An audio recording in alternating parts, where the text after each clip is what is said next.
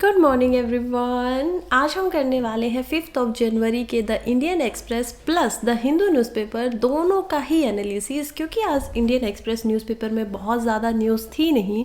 So I thought चलिए आप लोगों को एक सरप्राइज़ दे देती हूँ। सो बताइएगा कैसा लगा मेरा सरप्राइज़। एंड चलिए शुरू करते हैं। पहला जो आर्टिकल है वो है Aditya L1 ISRO's mission to study sun set to be placed in final orbit tomorrow. देखिए इसरो की तरफ से एक अच्छी खबर सामने आई है। हमें पता है कि 2023 के अंदर आदित्य L1 को यहाँ पर इसरो की तरफ से लॉन्च किया गया था। कब लॉन्च किया था? सितंबर को।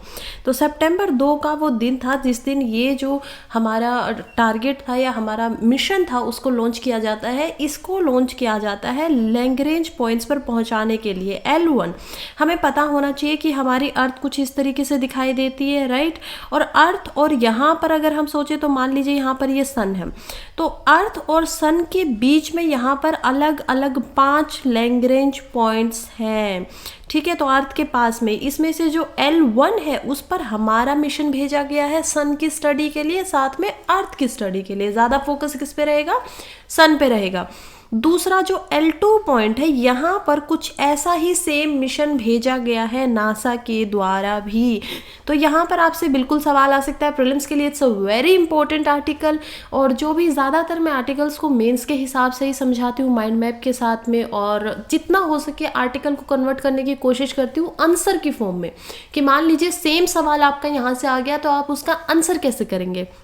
लेकिन जो चीज़ प्रीलिम्स के लिए इम्पोर्टेंट है वो भी हमें पता होनी चाहिए कि यहाँ से ये चीज़ इम्पोर्टेंट है। तो ये कुछ पॉइंट्स है जो आपको पता होना चाहिए, जैसे कि आदित्य L1 कहाँ पे स्टडी करने वाला है? L1 पे रहने वाला है।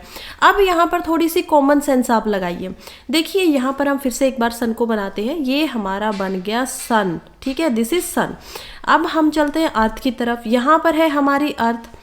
अब हम लोगों को एक चीज़ का पता है कि अर्थ जो है वो सन के अराउंड घूमती रहती है, राइट। कभी अर्थ यहाँ पर जाएंगी, अभी मान लीजिए दिसंबर का टाइम है तो अर्थ कहाँ पर होगी? यहाँ पर होगी। फिर अर्थ यहाँ पर होगी, समर होलेक्स आएगा, मॉनसून हेलेक्स आएगा। तो ये सारी पोजीशनिंग है अर्थ की जो कि ज़्यादातर टाइम के ऊपर होती है। जैसे 21 एंड 22 दिसंबर सबसे ज़्यादा ये माना जाता है कि अर्थ का जो ये पार्ट है ये इधर की तरफ आपका विंटर हो जाएगा और इधर सन होगा, क्योंकि सन सिर्फ इधर जा रहा है। रुकिए मैं पेन बदलती हूँ।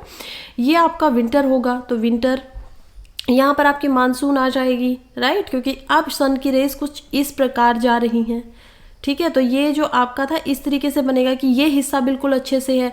तो ये आपका जो होना चाहिए ये होना चाहिए ऑलमोस्ट 31 मार्च को, नॉट 21 मार्च को।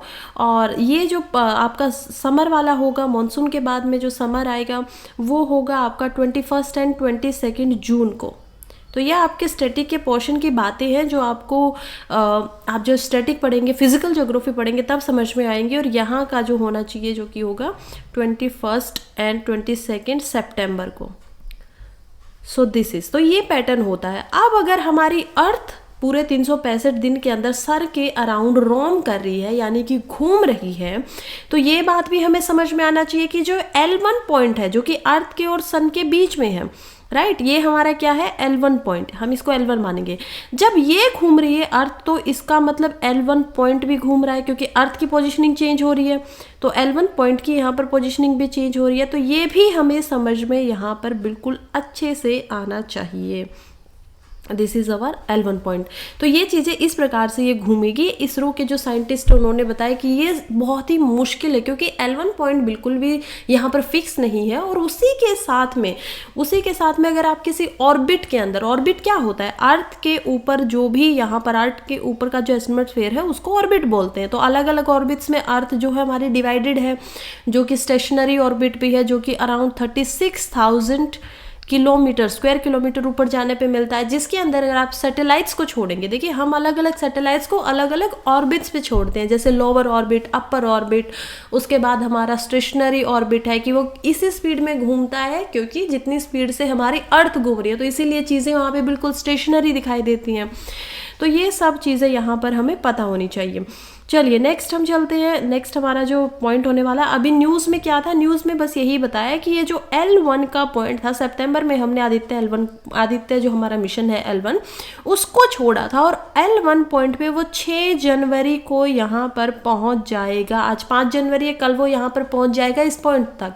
उसके बाद जिस बेसिकली होलो ऑर्बिट जो हमने सोचा हुआ है कि उसकी पोजिशनिंग को कहाँ पे रखना है, वहाँ पर भी हम इसको रख पाएंगे।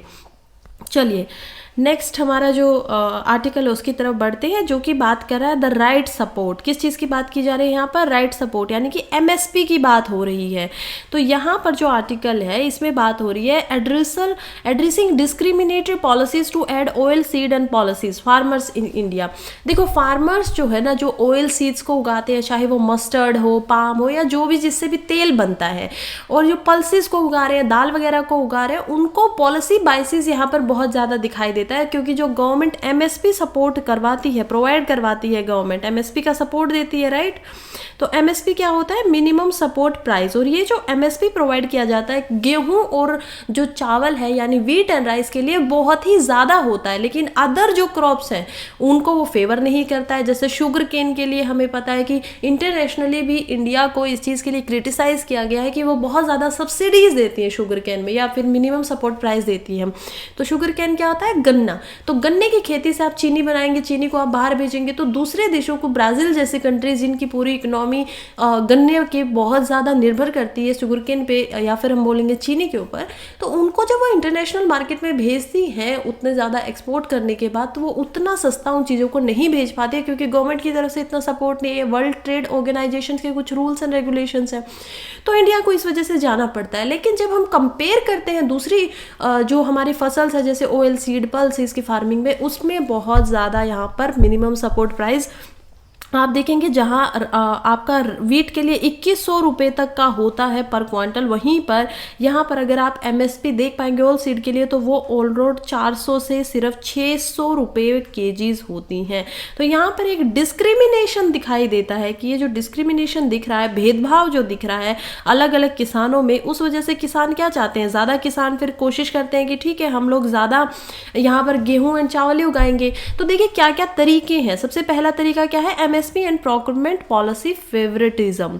गवर्नमेंट जो MSP प्रोवाइड करवाती है, और जो प्रोक्योरमेंट पॉलिसी होती है, यानी कि आप हमें जाके कोई चीज़ बेचिए, हम उसको लेंगे, ठीक है, प्रोक्योर कर लेना, तो वो काफ़ी ज़्यादा फेवर करती है सर्टेन क्रॉप्स को, जिसकी वजह से जो दूसरी क्रॉप्स है उनके प्राइस में डिस्पैरिटीज़ दिखाई देती है, एक दूसरे की तुलना में वहाँ पर बहुत ज़्यादा भेदभाव दिखता है कि एक का प्राइस यहाँ पर 100 रुपये तो दूसरे का 40 रुपये होगा। अगर एग्जाम्पल की तरफ से बताऊँ तो जो आपको मस्टर्ड है, यानी कि जो सरसों होती है, और चिकपी यानी कि जो आपके छोले होते हैं, वो अगर सेलिंग आज बहुत ही कम MSP में बिक रहे हैं राजस्थान महाराष्ट्र की गवर्नमेंट के ऊपर, अगर आप जाकर वहाँ पर उनको देखेंगे तो। नेक्स्ट हम देखते हैं इम्पोर्टेंट यहाँ पर टैक्स डिस्क्रिमिनेशन की, टैक्स के अंदर भी यहाँ पर भेदभाव दिखाई देता है।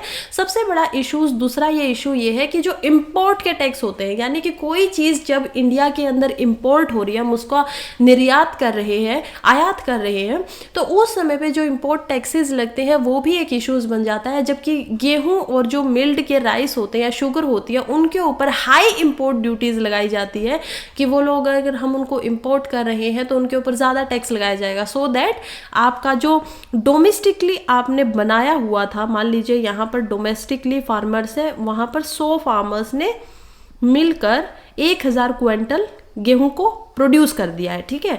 अब गवर्नमेंट इनको सब्सिडी भी दे रही है, तो गवर्नमेंट के हिसाब से सब्सिडी सब कुछ लगाने के बाद ये गेहूं है वो मिल रहा है 25 रुपये केजी मार्केट के अंदर। अब यही गेहूं इंडिया के अंदर इंपोर्ट हो रहा है, कहीं बाहर से हम मंगवा रहे हैं, फॉर एग्जांपल चाइना से हमने ले लिया है या कहीं और से मंगवा लिया है। अब वो गेहूं पड़ना चाहिए था 25 रुपये केजी के हिसाब से, लेकिन गवर्नमेंट ने 10 रुपये पर केजी ज़्यादा इंपोर्ट ड्यूटी लगा दी। अब उनको अपना बेनिफिट भी देखना है, तो उन्होंने इसको 40 रुपये केजी या फिर 35 रुपीज़ केजी के हिसाब से बेचा। अब आप देखेंगे कि लोग क्या करेंगे, ज़्यादा जो डोमेस्टिकली प्रोड्यूस किया हुआ था उसी को खरीदना ज़्यादा पसंद करेंगे, ना कि इस 30 रुपये वाले को। तो इससे फ़ायदा किसको होता है? जो फार्मर्स हमारे इंडियन फार्मर्स है जिन्होंने इंडिया में प्रोडक्शन किया हुआ, उनको फ़ायदा होता है, क्योंकि उनकी फसल सबसे पहले बिकती है, इनकी नहीं बिकती है।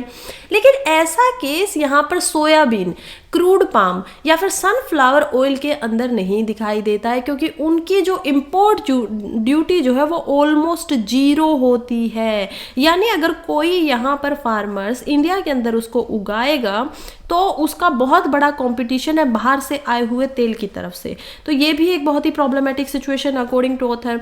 नेक्स्ट हम देखते हैं इम्पैक्ट ऑन डोमेस्टिक प्रोडक्शन। देखिए ये सारे पॉइंट्स जो होते हैं काफ़ी, जब ऑथर आर्टिकल लिखते हैं तो काफ़ी इंटरलिंक लिखते हैं ताकि हमें अच्छे से समझ में आए, और ये सवाल मेंस में बिल्कुल आ सकता है। तो उसी हिसाब से आप समझिए कि ये हेडलाइंस यहाँ पर मैंने बना के आपको दिखाया कि इससे डोमेस्टिक प्रोडक्शन के ऊपर क्या इम्पैक्ट पड़ता है।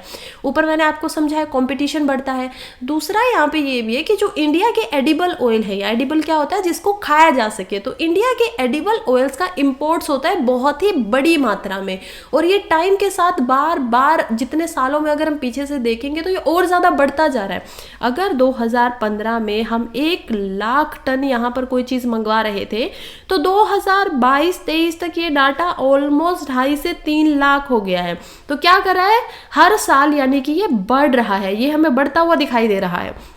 और इसी वजह से जो हमारी डोमेस्टिक कंजम्पशन है, यानी कि हम जो इंडिया के अंदर जो लोग तेल खाते हैं और जितने उनमें से टोटल जितने लोग खाते हैं उसमें से 2/3 जो तेल खाया जाता है या कंज्यूम किया जाता है वो इम्पोर्ट हुआ तेल कंज्यूम होता है, जिसको हमने क्या किया है, आयात किया है, जिसको हमने दूसरे देशों से खरीदा है। बहुत बड़ी एक डोमेस्टिक कंज्यूमशन का भाग है कि 1/3 लोग ही उस चीज़ को कंज्यूम कर रहे हैं जो इंडिया में बनाई गई है। तो अगर हम सपोर्ट करें इंडियन फार्मर्स को कि वो लोग इस चीज़ को बनाएं तो ये इंडिया के लिए 2 तरीके से ठीक हो जाएगा। एक तो इंडिया की खुद की प्रोड्यूस बढ़ेगी तो उसको बाहर से नहीं मंगाना पड़ेगा, बाहर पैसे नहीं भेजने पड़ेंगे, इंडिया के पैसे इंडिया में ही रहेंगे, इंडिया की इकोनॉमिक ग्रोथ होगी।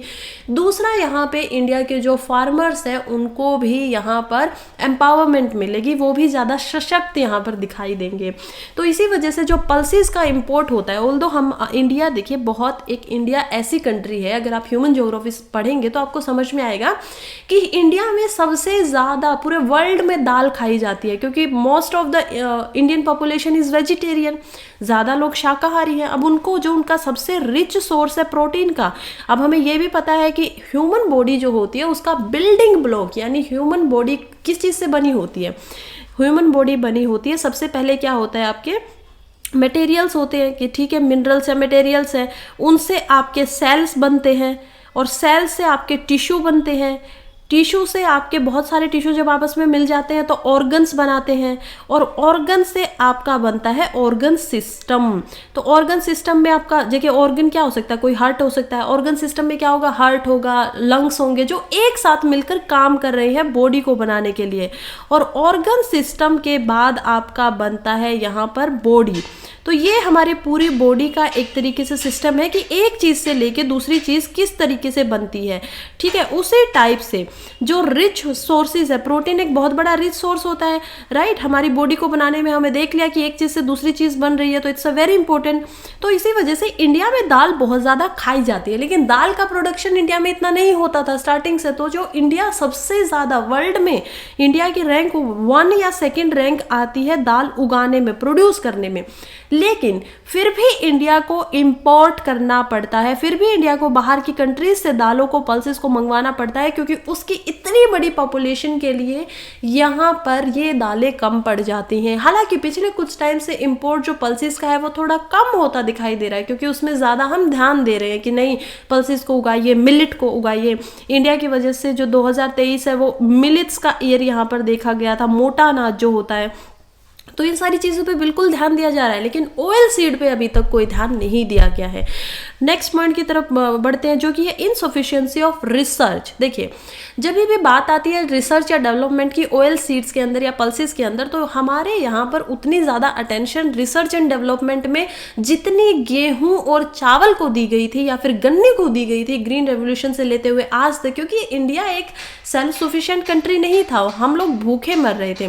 तो पहले हमने किस चीज़ को चूज़ किया, हमने पहले चीज़ को चूज़ किया हंगर को ओवर पावर करने के लिए। अब हंगर को ओवर पावर करने के लिए न्यूट्रिशन पे इतना ज़्यादा ध्यान कभी नहीं दिया गया, ठीक है, तो सेल्फ सफिशिएंसी की तरफ तो ध्यान दिया कि खाना तो ज़्यादा होना चाहिए, लेकिन न्यूट्रिशन क्या होते हैं कि कितने कार्बोहाइड्रेट्स है, कितना प्रोटीन है उसके अंदर, कितना फैट है, कितनी विटामिन हैं आपको सस्टेन रखने के लिए। आप 2 चीज़ें खाकर पेट तो भर सकते हैं, लेकिन आपकी बॉडी को चलाने के लिए क्या चाहिए वो भी तो मायने रखता है ना। तो इंडिया में अभी तक कमी रह गई है न्यूट्रिशन की, और वो हर लेवल पे देखा जा सकता है, चाहे वो चाइल्ड डेवलपमेंट की बात हो, चाहे for national family health survey 5 की रिपोर्ट्स आ चुकी है, उसमें कितना ज़्यादा बताया गया है कि वुमन जो है उनकी जो हालत है, उनके अंदर एनीमिया नाम की बीमारी हो जाती है उनको। तो क्या है ये सारी प्रॉब्लम्स कि खून की कमी हो जाना, न्यूट्रिशंस की बहुत कमी होना, बच्चों में हाइट की कमी हो जाना या फिर उनका वेट की कमी हो जाए, ये सारे प्रॉब्लम्स के कारण है न्यूट्रिशन की कमी होना इंडिया की जो स्टपल है, हमारा जो खाना होता है रोज़ का उसके अंदर। तो इसी वजह से रिसर्च एंड डेवलपमेंट ज़्यादा पेट, अगर हम हंगर पे ध्यान देते हैं कि हम एक टाइम पे भूखे मर रहे थे, तो उस समय में हमें याद आता है कि ठीक बात है वीट के ऊपर ज़्यादा काम करो। उसी वजह से बहुत सारे अलग अलग आपको बीज दिखाई देंगे गेहूं के। हमें नॉर्मन जो यहाँ पर नॉर्मन मैन है जो कि ब्राज़ील के एक प्रोफेसर से, उन्होंने एक नई वीट की बनाई थी कि छोटे आप गेहूं बना सकते हो, उससे बहुत मात्रा में गेहूं निकलेगा। फिर ग्रीन रेवोल्यूशन आता है, उसको इंडिया में लेके आया जा सकता है। तो ये सारी स्टोरी हमने पहले पढ़ी है और हम इसको समझते हैं। लेकिन न्यूट्रिशन के ऊपर आज के टाइम में जब हम सेल्फ सफिशिएंट बन चुके हैं, जब इंडिया ये बोल रहा है कि मैं वर्ल्ड को चावल या गेहूं प्रोड्यूस करूंगा, मैं आप लोगों को दूंगा क्योंकि मेरे पास ज़्यादा है, जब हम उस स्थिति पे पहुंच गए, तो आज के टाइम पे ये इंपॉर्टेंट हो जाता है ना कि जो फोकस है और जो सपोर्ट है वो ज़्यादा देना चाहिए, और ज़्यादा यहाँ पर जो टेक्नोलॉजीज़ है या ऑयल सीड है उनके ऊपर। अब जब इसके ऊपर क्या क्या पढ़ाई हो सकती है, जेनेटिकली मॉडिफाइड हाइब्रिड मस्टर्ड यहाँ पर बनी हुई है, हर्बिसाइड रेसिस्टेंट सोयाबीन टेक्नोलॉजीज आई हुई है। जब भी आप किसी चीज़ के पीछे साइड पढ़ें तो आप समझ जाइएगा कि वो रिलेटेड है किलिंग के या फिर मर्डर के, राइट। तो जो साइड है, हर्बिसाइड क्या होता है यहाँ पे, हर्बिसाइड होता है ऐसे हर्ब्स को मार देना। यानी कि आपने कभी फसल देखा होगा, तो कोई फसल होती है तो उसके आसपास में कुछ अलग तरीके के पौधे और उग जाते हैं जो कि फसल के लिए ठीक नहीं होते हैं, तो उसको मारने के लिए यूज़ होता है हर्बिसाइड। फिर यहाँ पर पेस्टिसाइड होता है, यानी कि कुछ ऐसे जो फसल को खाने वाले या खराब करने वाले कीटाणु होते हैं उनको मारने के लिए पेस्टिसाइड होता है। तो ये सारी चीज़ें यहाँ पर फसल को मेंटेन करने के लिए यूज़ की जाती हैं। और खैर अब मैं यहाँ पे एग्जांपल कुछ दिया हुआ है, जैसे कि ग्रेन इंपोर्ट जो है वो इंक्रीज हो गया है इंडिया के अंदर। तो इंडिया का जो एडिबल ऑयल इंपोर्ट होता था वो 11.6 मिलियन टन जो कि 2013 से 14 में देखा गया था, उससे बढ़कर 2022-23 में 16.5 मिलियन टन का बढ़ गया है। नियरली 2/3 डोमेस्टिक कंजप्शन यहाँ पर दिखाई गई है। दूसरा हम देखेंगे कि रिसर्च एंड डेवलपमेंट की क्यों जरूरत है, क्योंकि जब डिनाइल, हमेशा जो अप्रूवल चाहते हैं जेनेटिकली मॉडिफाइड हाइब्रिड मस्टर्ड के लिए या फिर हर्बिसाइड रेसिस्टेंट सोयाबीन टेक्नोलॉजीज के लिए, उस पर अभी तक डिनाइल चल रहा है। वो कह रहे हैं कि नहीं, इसका हमें नहीं पता इम्पैक्ट क्या पड़ेगा।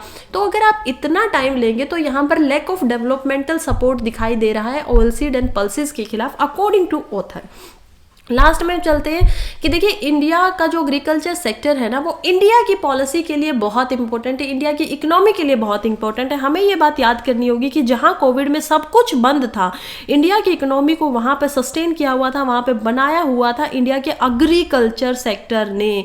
तो इसीलिए हमें, हमारे पास एक, मैं पहले भी कल भी हमने इस आर्टिकल पर डिस्कस किया था कि किस प्रकार से इंडिया एग्रीकल्चर से डायरेक्ट जंप लेकर चला गया था सर्विस सेक्टर की तरफ, राइट। तो अभी भी इंडिया का एग्रीकल्चर सेक्टर काफ़ी ज़्यादा प्रोमिनेंट है। ऑल्दो बहुत सारे जो पीपल हैं वो इस सेक्टर में भी काम नहीं करना चाहते हैं, अपनी लाइफ को थोड़ा और अच्छे से मेंटेन करना चाहते हैं, लेकिन फिर भी हमें क्रॉप्स के ऊपर ध्यान देना चाहिए ताकि ज़्यादा से ज़्यादा जो आत्मनिर्भर भारत है वो एग्रीकल्चर में और ज़्यादा दिखाई देना चाहिए, सो दैट। और उसको करने के लिए क्या करना पड़ेगा, पॉलिसीज़ बनानी पड़ेंगी। मार्केट का डिसऑर्डर जो हुआ है, मार्केट यानी कि बटी हुई है ऐसी क्रॉप्स में जो कि MSP से जिनको मिलती है। अब किसान क्या सोचेगा कि चलिए मुझे इतना पैसा तो मिलेगा, फायदा हो नुकसान हो मैं इतना तो ले लूंगा। तो जब उनके पास MSP होता है, मिनिमम सपोर्ट प्राइस होता है, तो उनको पता होता है कि अगर उनकी प्रोड्यूस निकलेगी तो उनको इतना बेनिफिट होगा, और इसी वजह से वो ज़्यादा दूसरी जो फसलें होती हैं उनकी तरफ नहीं जाते हैं।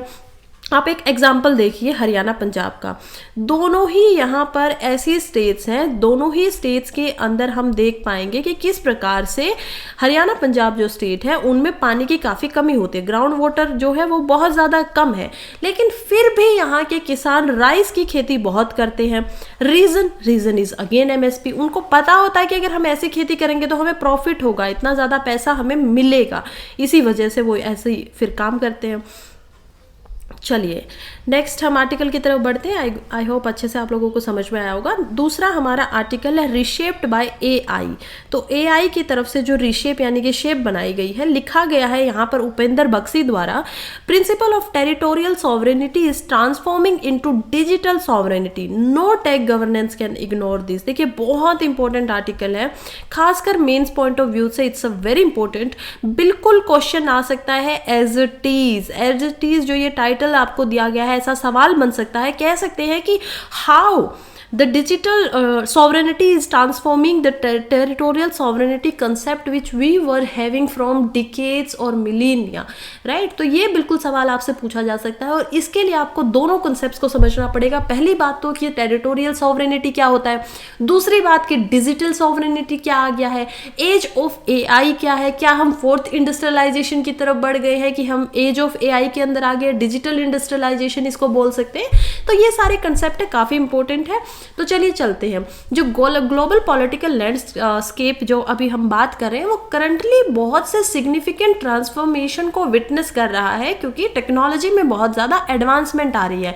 उसी के अंदर एक कंसेप्ट है कंसेप्ट ऑफ टेरिटोरियल सॉवरेनिटी, जो कि धीरे धीरे यहाँ पर इवॉल्व हो रहा है डिजिटल सॉवरेनिटी के अंदर। इवॉल्विंग क्या होती है कि आप एक चीज़ से यहाँ पर इवॉल्व होकर अपना आप ही को बदल लेते हो दूसरी चीज़ के अंदर। तो यहीं पर हमें ऐसे ही कुछ कंसेप्ट दिखाई दे रहे हैं। तो सबसे पहले हम देखेंगे कि क्या बात है। जो सबसे पहला है वो है the evolution of technological tech governance. देखिए बहुत सारी ऐसी गवर्नेंस है, बहुत सारे यूएस हो, ईयू हो, यूरोपियन यूनियन हो, चाहे इंडिया ही क्यों ना हो या जापान हो, सभी ने एआई के रेगुलेशन के ऊपर बहुत सारे सवाल उठाए हैं। सभी को सबसे बड़ा खतरा यहाँ पर यही दिखाया दे रहा है, क्लाइमेट चेंज को छोड़ के अगर हम बात करें तो टेक्नोक्रेट्स और जो ब्यूरोक्रेट्स है वर्ल्ड वाइड वो लॉन्च कर रहे हैं ऐसे इनिशिएटिव्स को जो कि बेटर फ्यूचर के लिए हो सके, ह्यूमन राइट्स को ध्यान में रखते हुए। उनका एम होना चाहिए बेटर फ्यूचर। हम जब भी बात करते हैं तो ज़्यादातर हम ह्यूमन डेवलपमेंट इंडेक्स को मद्देनजर रखते हुए बात करते हैं कि कोई भी चीज़ जो हम बना रहे हैं वो ज़्यादा से ज़्यादा ह्यूमन के फायदे के लिए इस्तेमाल में हो, ना कि उसके खिलाफ। तो ऐसा एक रिसेंट एग्जांपल भी है जो कि एक जॉइंट रिपोर्ट रिलीज की गई है high level committee on programmes and management के द्वारा, जो कि फोकस कर रही है एआई और एआई से रिलेटेड जो भी फ्रंटियर टेक्नोलॉजी है उनके ऊपर। नेक्स्ट पॉइंट हम यहाँ पर देखेंगे जो कि है the rising importance of digital sovereignty. जब हम हमारे ट्रेडिशनल अंडरस्टैंडिंग की बात करते हैं कि टेरिटोरियल सॉवरेनिटी क्या होती है, देखिए टेरिटोरियल सॉवरेनिटी क्या होगी। चलिए यहाँ पर एग्जाम्पल की तरफ में समझते हैं। हमें पता है कि ये जो मैप मैं अब यहाँ पर बना रही हूँ, ये मैं मैप बना रही हूँ नॉर्थ अमेरिका का। Okay, this is north America and यहाँ से साउथ अमेरिका शुरू हो जाता है। तो खैर अभी जस्ट समझने के लिए हमें दो तीन बातें समझनी है कि ऊपर का जो ये एरिया है हमें पता है ये क्या है, कनाडा है, राइट। बीच में जो है ये यूएसए है एंड यहाँ पर है मेक्सिको। अब ऐसा ही अब यहाँ पे कोई रूल ऐसा है जो कि अलग अलग गवर्नमेंट से तीनों कंट्रीज में, यहाँ पे जो रूल बन जाएगा, जो रूल कनाडा के अंदर बना हुआ है, क्या वो यूएसए के अंदर लागू होगा? नहीं होगा। लेकिन जितना एरिया, अगर अलास्का को यहाँ पर छोड़ दिया जाए जो कि यूएसए का पार्ट है, अगर जितना एरिया कनाडा का है, अगर उन्होंने उस रूल को अपने पूरे टेरिटोरी पर लगाने के लिए किया है तो वो लगाएंगे। वो मना करेंगे, कोई यूएस से कनाडा में एंटर नहीं कर सकता है, कोई इंडिया से, या फिर कोई यहाँ पर आप देख पाएंगे क्या है ये अफ्रीका, यहाँ से कोई एंटर नहीं कर सकता है। तो ये सारी चीज़ें वहाँ पर मायने रखेंगी, राइट। तो ये जो ट्रीटी हुई थी वेस्टफीलिया की, उसके बाद बाउंड्रीज बनती है 1948 के अंदर, और उन बाउंड्रीज के बाद में टेरिटोरियल सॉवरेनिटी आती है। क्या 1947 से पहले India as a territorial sovereign था? सॉवरन होता क्या है? सॉवरन होता है कि आप किसी के अंडर नहीं हो, आप खुद की पावर आपके पास है। ज़्यादातर ये टर्म हमेशा यूज़ होती है कहाँ पर, ये टर्म यूज़ होती है ज़्यादातर आपके पॉलिटी के अंदर। तो सॉवरेनिटी से हमें समझ में आता है कि खुद का मालिक खुद होना। ठीक है, इतना कंसेप्ट आपको समझ में आया। अब हम देखते हैं कि ये सॉवरेनिटी क्या इंडिया के पास 1947 से पहले थी? नहीं थी, क्योंकि इंडिया क्या था? ब्रिटिश इंडिया था। ब्रिटिश इंडिया के डोमिनेंस में आता था, अंडर आता था। ब्रिटिश इंडिया को क्या करता था? डोमिनेट करता था। तो यानी कि इंडिया टेरिटोरियल रूप से सॉवरेन नहीं था। वो नहीं बोल सकता था कि मेरी कोई टेरिटरी इतनी है जो टेरिटरी सॉवरेन है। लेकिन हाँ, ब्रिटिश इंडिया टेरिटोरियल सॉवरेन था, क्योंकि वो क्या करते थे? ब्रिटिश की डोमिनेंस में थे, लेकिन ब्रिटिश एम्पायर का भाग थे, कॉलोनी थे। अब हम देखते हैं कि डिजिटल सॉवरेनिटी का क्या मतलब है। अब हमें ये तो समझ में आ गया है कि ये कनाडा है, इसकी एक सिटी है, या फिर यूएसए के अंदर 50 स्टेट है, राइट। यूएसए के अंदर कितनी स्टेट है? 50 स्टेट्स है, और यूएसए की हर स्टेट के अंदर उनका अलग से कॉन्स्टिट्यूशन है। इंडिया में ऐसा नहीं होता है। तो एक कॉन्स्टिट्यूशन, एक स्टेट जो कि यहाँ पर सैन फ्रांसिस्को है, यहाँ पर इस स्टेट ने कोई रूल रेगुलेशन बनाए जो कि ऊपर नहीं चलते या फिर इधर नहीं चलते हैं, राइट। तो वॉशिंगटन में वो नहीं चल रहा है, इधर क्या है? वॉशिंगटन। तो वॉशिंगटन के अंदर वो नहीं चल रहा है, लेकिन सैन फ्रांसिस्को में चल रहा है। तो ये क्या दिखा रहा है? ये उनकी खुद की टेरिटोरियल सॉवरेनिटी को दिखा रहा है, यानी कि कोई भी स्टेट यहाँ पर खुद में इंडिपेंडेंट है और उसका कोई रूल दूसरी जगह नहीं चल रहा है, या फिर वो नहीं चाहता है कि यहाँ के लोग यहाँ पर एंट्री करें।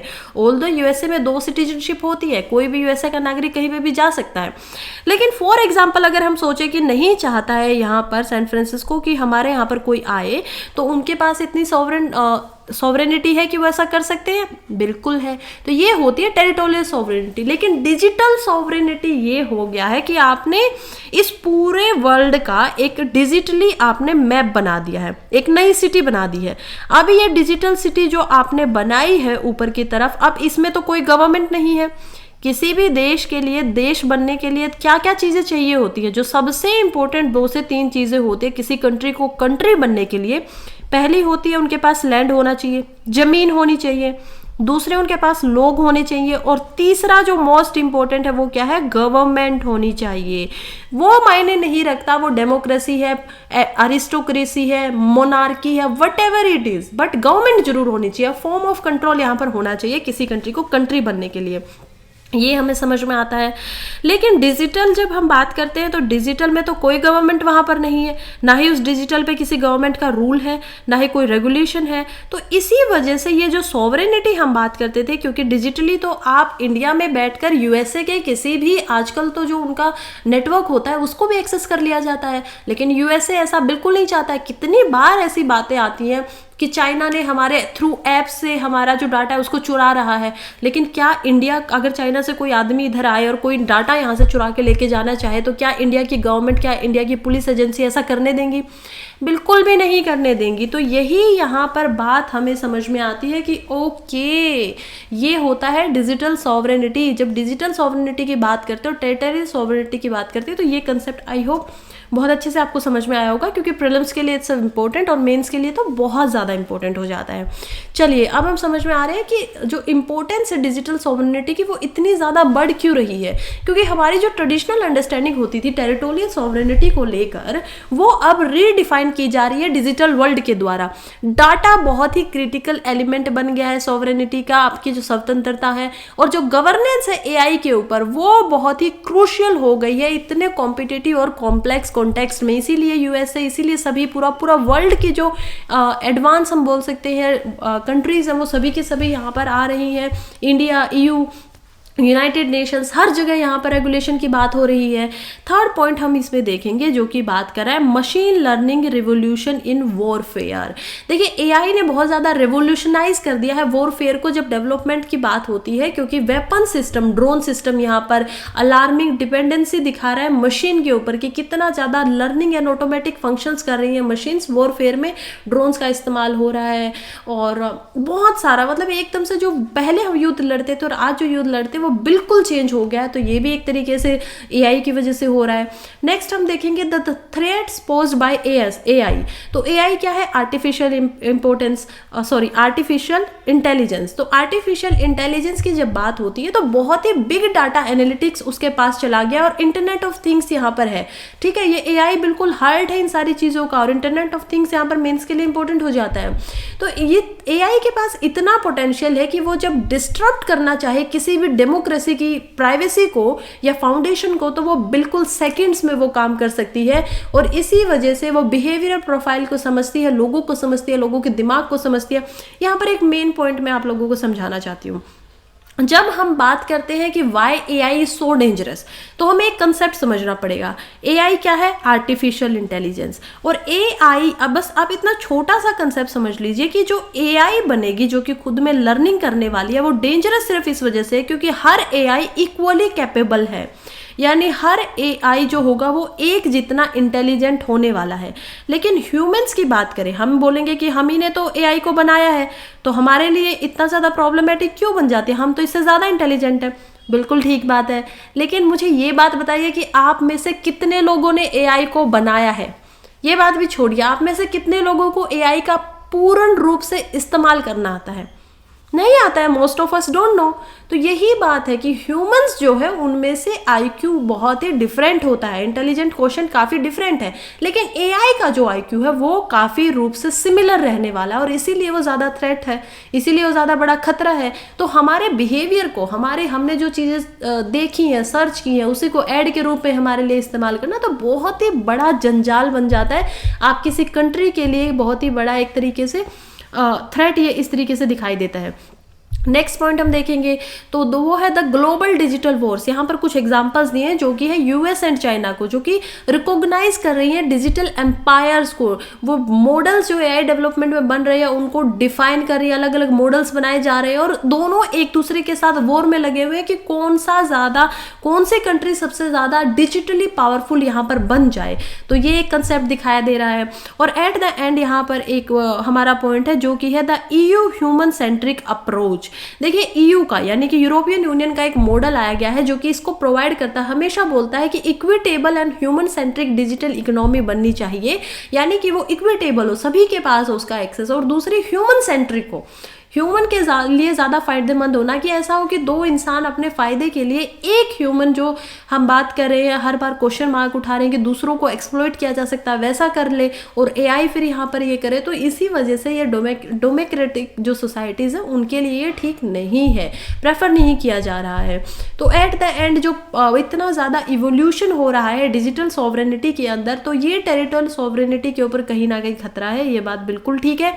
लेकिन कंक्लूजन में मैं आपको ये बात बता दूं, अगर आप ये आंसर ही लिख रहे हैं सेम आपके पास, तो हमें लिखना होगा कि देखिए अगर, क्योंकि हम थोड़ा नेविगेट कर रहे हैं, काफ़ी कॉम्प्लेक्स लैंडस्केप के अंदर जा रहे हैं, इथिकल यूज़ का हमें गाइड करना होगा। जापान सबसे पहले कंट्री थी जो एआई के अंदर इथिकल यूज़ की, इथिक्स की बात करती है, फिर इनके गवर्नेंस की बात होती है। तो ये कि हमारी सबकी कलेक्टिव रिस्पॉन्सिबिलिटी है, और ये ऐसा नहीं कि कोई एक कंट्री यहाँ पर जाकर मिले, नहीं, ये पूरे के पूरे करंट जो डिस्कोर्स है, जितने भी राइट्स, सॉवरेनिटी इंटरनेशनली सभी के ऊपर, तो चाहे वो डेमोक्रेसी की बात हो, चाहे वारफेयर की बात हो, चाहे इकोनॉमी की बात हो, सभी के फ्यूचर के लिए यहाँ पर हमारे राइट्स के लिए कलेक्टिवली काम करने की जरूरत है पूरे वर्ल्ड को।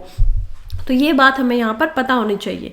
नेक्स्ट आर्टिकल की तरफ बढ़ते हैं जो कि इकोनॉमी पेज पॉइंट से है, और यहाँ पर हम देखेंगे बात हो रही है need for enhance security on red sea. देखिए इकोनॉमी के पेज पर ये लिखा गया है रवि दत्ता मिश्रा द्वारा, और ये कहते हैं कि किस प्रकार से अभी अर्जेंट नीड है बहुत ज़्यादा सिक्योरिटी को बढ़ाने की रेड सी के जो ट्रेड रूट है उनके ऊपर, और जो शिपर्स है वो भी यहाँ पर कॉमर्स मिनिस्ट्री के साथ मिल रहे हैं। एक मीटिंग हुई है अभी अभी कॉमर्स सेक्रेटरी जो कि सुनील बर्तवाल हैं, जिन्होंने शिपर्स को, जो कि शिप चलाते हैं, एक्सपोर्टर्स यानी कि जो एक्सपोर्ट करते हैं, निर्यात करते हैं, फ्रिज फॉरवर्डर्स, इन सभी को एक साथ बुलाया है और उनके साथ ये डिस्कस किया है कि किस प्रकार से जो कंसर्निंग सिचुएशन है, चिंताजनक एक स्थिति बन चुकी है क्रूशियल रेड सी ट्रेड रूट के ऊपर, उस पर हम डिस्कस करते हैं और उसके ऊपर क्या क्या यहाँ पर आप सॉल्यूशंस लेके आ सकते हैं। तो उन सारी बातों पे यहाँ पे इम्पैक्ट पे बात की है। तो उन्हीं में से कुछ पॉइंट्स यहाँ पर है, जैसे कि सबसे पहले हम देखेंगे इंक्रीजिंग कंसर्न ओवर रेड सी रूट सिक्योरिटी। तो अटेंडेंस जो थे, जिन्होंने इस मीटिंग को अटेंड किया, उन्होंने इस बात पे क्वेश्चन किया है कि देखिए जो भी टॉप शिपिंग फर्म्स हैं, वॉइसेस हैं, बोला है कि यहाँ पर बहुत ज़्यादा सिक्योरिटी थ्रेट है। हम बार बार बात कर रहे हैं कि हाउती का जो ग्रुप है ईरान से, वो यहाँ पर हमारे खुद के 2 शिप्स के ऊपर क्या कर चुका है, ड्रोन से अटैक कर चुका है। क्रूड ऑयल उनमें होता है, अगर वो अटैक सक्सेसफुल हो जाते हैं तो पूरा का पूरा शिप यहाँ पर फट सकता है। इसी वजह से बहुत सारी, खासकर 9 कंट्रीज, यूएसए ने एक ऑपरेशन यहाँ पर चलाया है जो कि प्रीलिम्स के लिए बहुत इंपॉर्टेंट है, याद रखिएगा। क्या नाम है इस ऑपरेशन का? Operation prosperity guardian. तो ऑपरेशन प्रॉस्पेरिटी यानी समृद्धि के जो रक्षक है, गार्डियन, ये यूएसए के द्वारा यहाँ पर चलाया गया है, जिसमें 9 कंट्रीज एक साथ मिली हुई है और वो एक नेवी की तरह काम कर रही है हाउती ग्रुप के खिलाफ। और उनमें से कुछ हाउती ग्रुप्स के लोगों को इन्होंने मार भी दिया है, यानी कि बिल्कुल वो अपना काम कर रही है जो। लेकिन इंडिया अभी तक इसका मेंबर नहीं है। क्यों नहीं है इंडिया मेंबर? जो भी मेरे साथ जुड़े हुए हैं उनको बिल्कुल पता है, पहले से मेरा न्यूज़पेपर पढ़ते रहे, सुन रहे हैं। तो इंडिया इस वजह से मेंबर नहीं है क्योंकि ये हाउती ग्रुप जो है वो रेबल कर रहा है कि जो इजराइल के साथ खड़े हैं हम सिर्फ उनके खिलाफ हैं। तो जिस भी कंट्री ने यहाँ पर यूएसए के साथ मिलकर इस ऑपरेशन के अंदर अपना दिखा दिया कि मैं भी इसका भाग हूं, तो उसके ऊपर ये ठप्पा लग जाएगा कि वो इजराइल के साथ खड़ा है।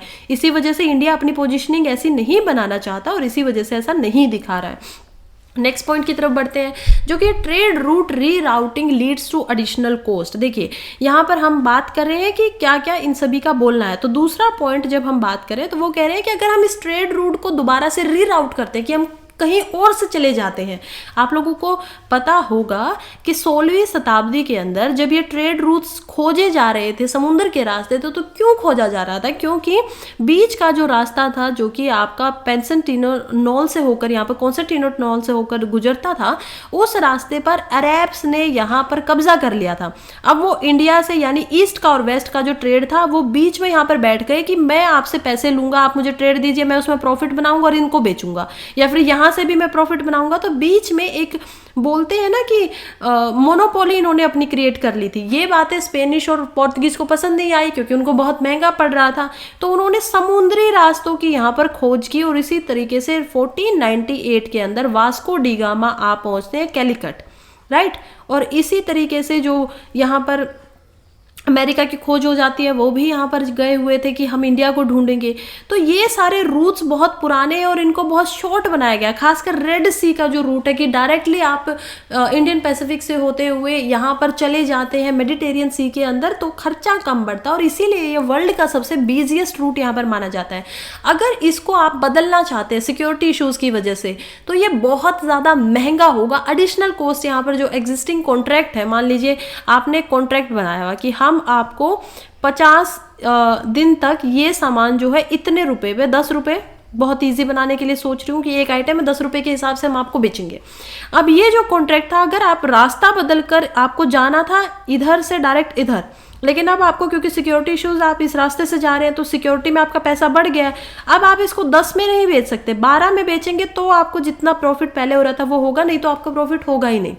अब ये जो सिचुएशन है ये क्या करेगी? अब आप कॉन्ट्रैक्ट को तो यहाँ पर नहीं तोड़ सकते हो, वो तो आपकी प्रॉब्लम, आपको कॉन्ट्रैक्ट पहले करना चाहिए था। तो ये कहीं ना कहीं जो प्रॉफिट है उसको खत्म कर देगी और ये एक प्रॉब्लमेटिक सिचुएशन हो जाती है जो लोग काम कर रहे हैं यहाँ पर।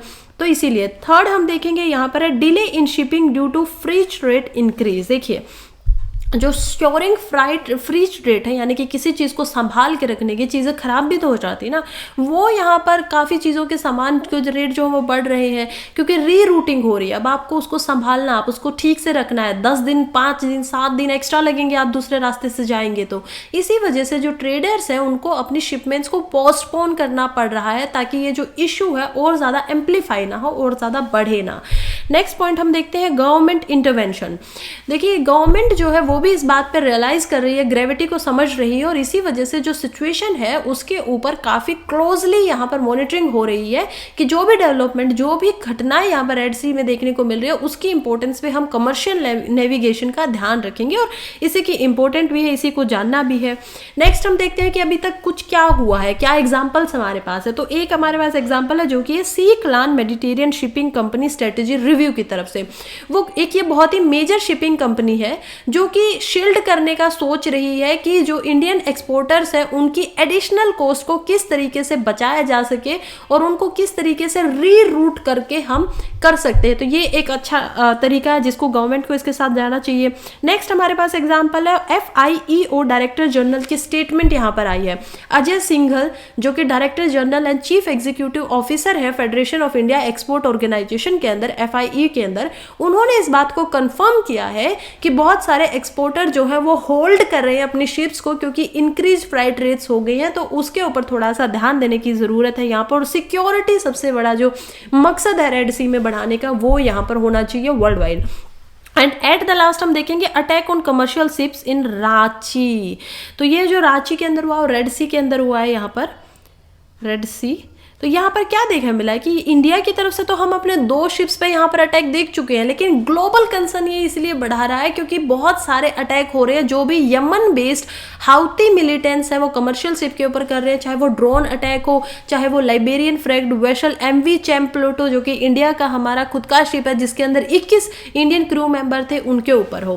तो एट द एंड क्या होना चाहिए कि जो रेड सी का ट्रेड है उसकी सिक्योरिटी और उसकी स्टेबिलिटी को यहाँ पर बढ़ाना चाहिए क्योंकि वो बहुत इंटीग्रल है इंडिया की इकोनॉमी के लिए।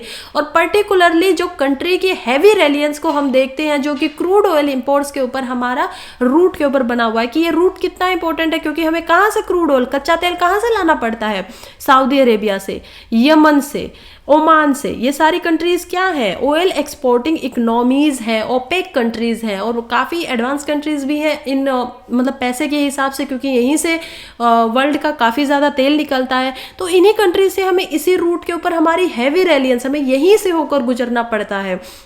इसके अलावा जो वेस्ट एशिया है, अफ्रीका है, यूरोप है, इन सभी के साथ हमारे संबंध भी इसी रास्ते से बन पाते हैं। तो कोई भी डिस्ट्रप्शन यहाँ पर बहुत ज़्यादा सिग्निफिकेंट रेमिफिकेशन कर सकती है इंडिया की इकोनॉमी और इंडिया की सिक्योरिटी के ऊपर। सो इसी वजह से कॉन्सिक्वेंटली ये बहुत इंपॉर्टेंट बन गया है कि इंडिया की गवर्नमेंट को एड्रेस करना चाहिए जो भी कंसर्न यहाँ पर उठ रहे हैं, एस्केलेट हो रहे हैं, ताकि जो मेजर पोटेंशियल ट्रेड सेटबैक्स यहाँ पर बन रहे हैं उनको हैंडल कर दिया जा सके।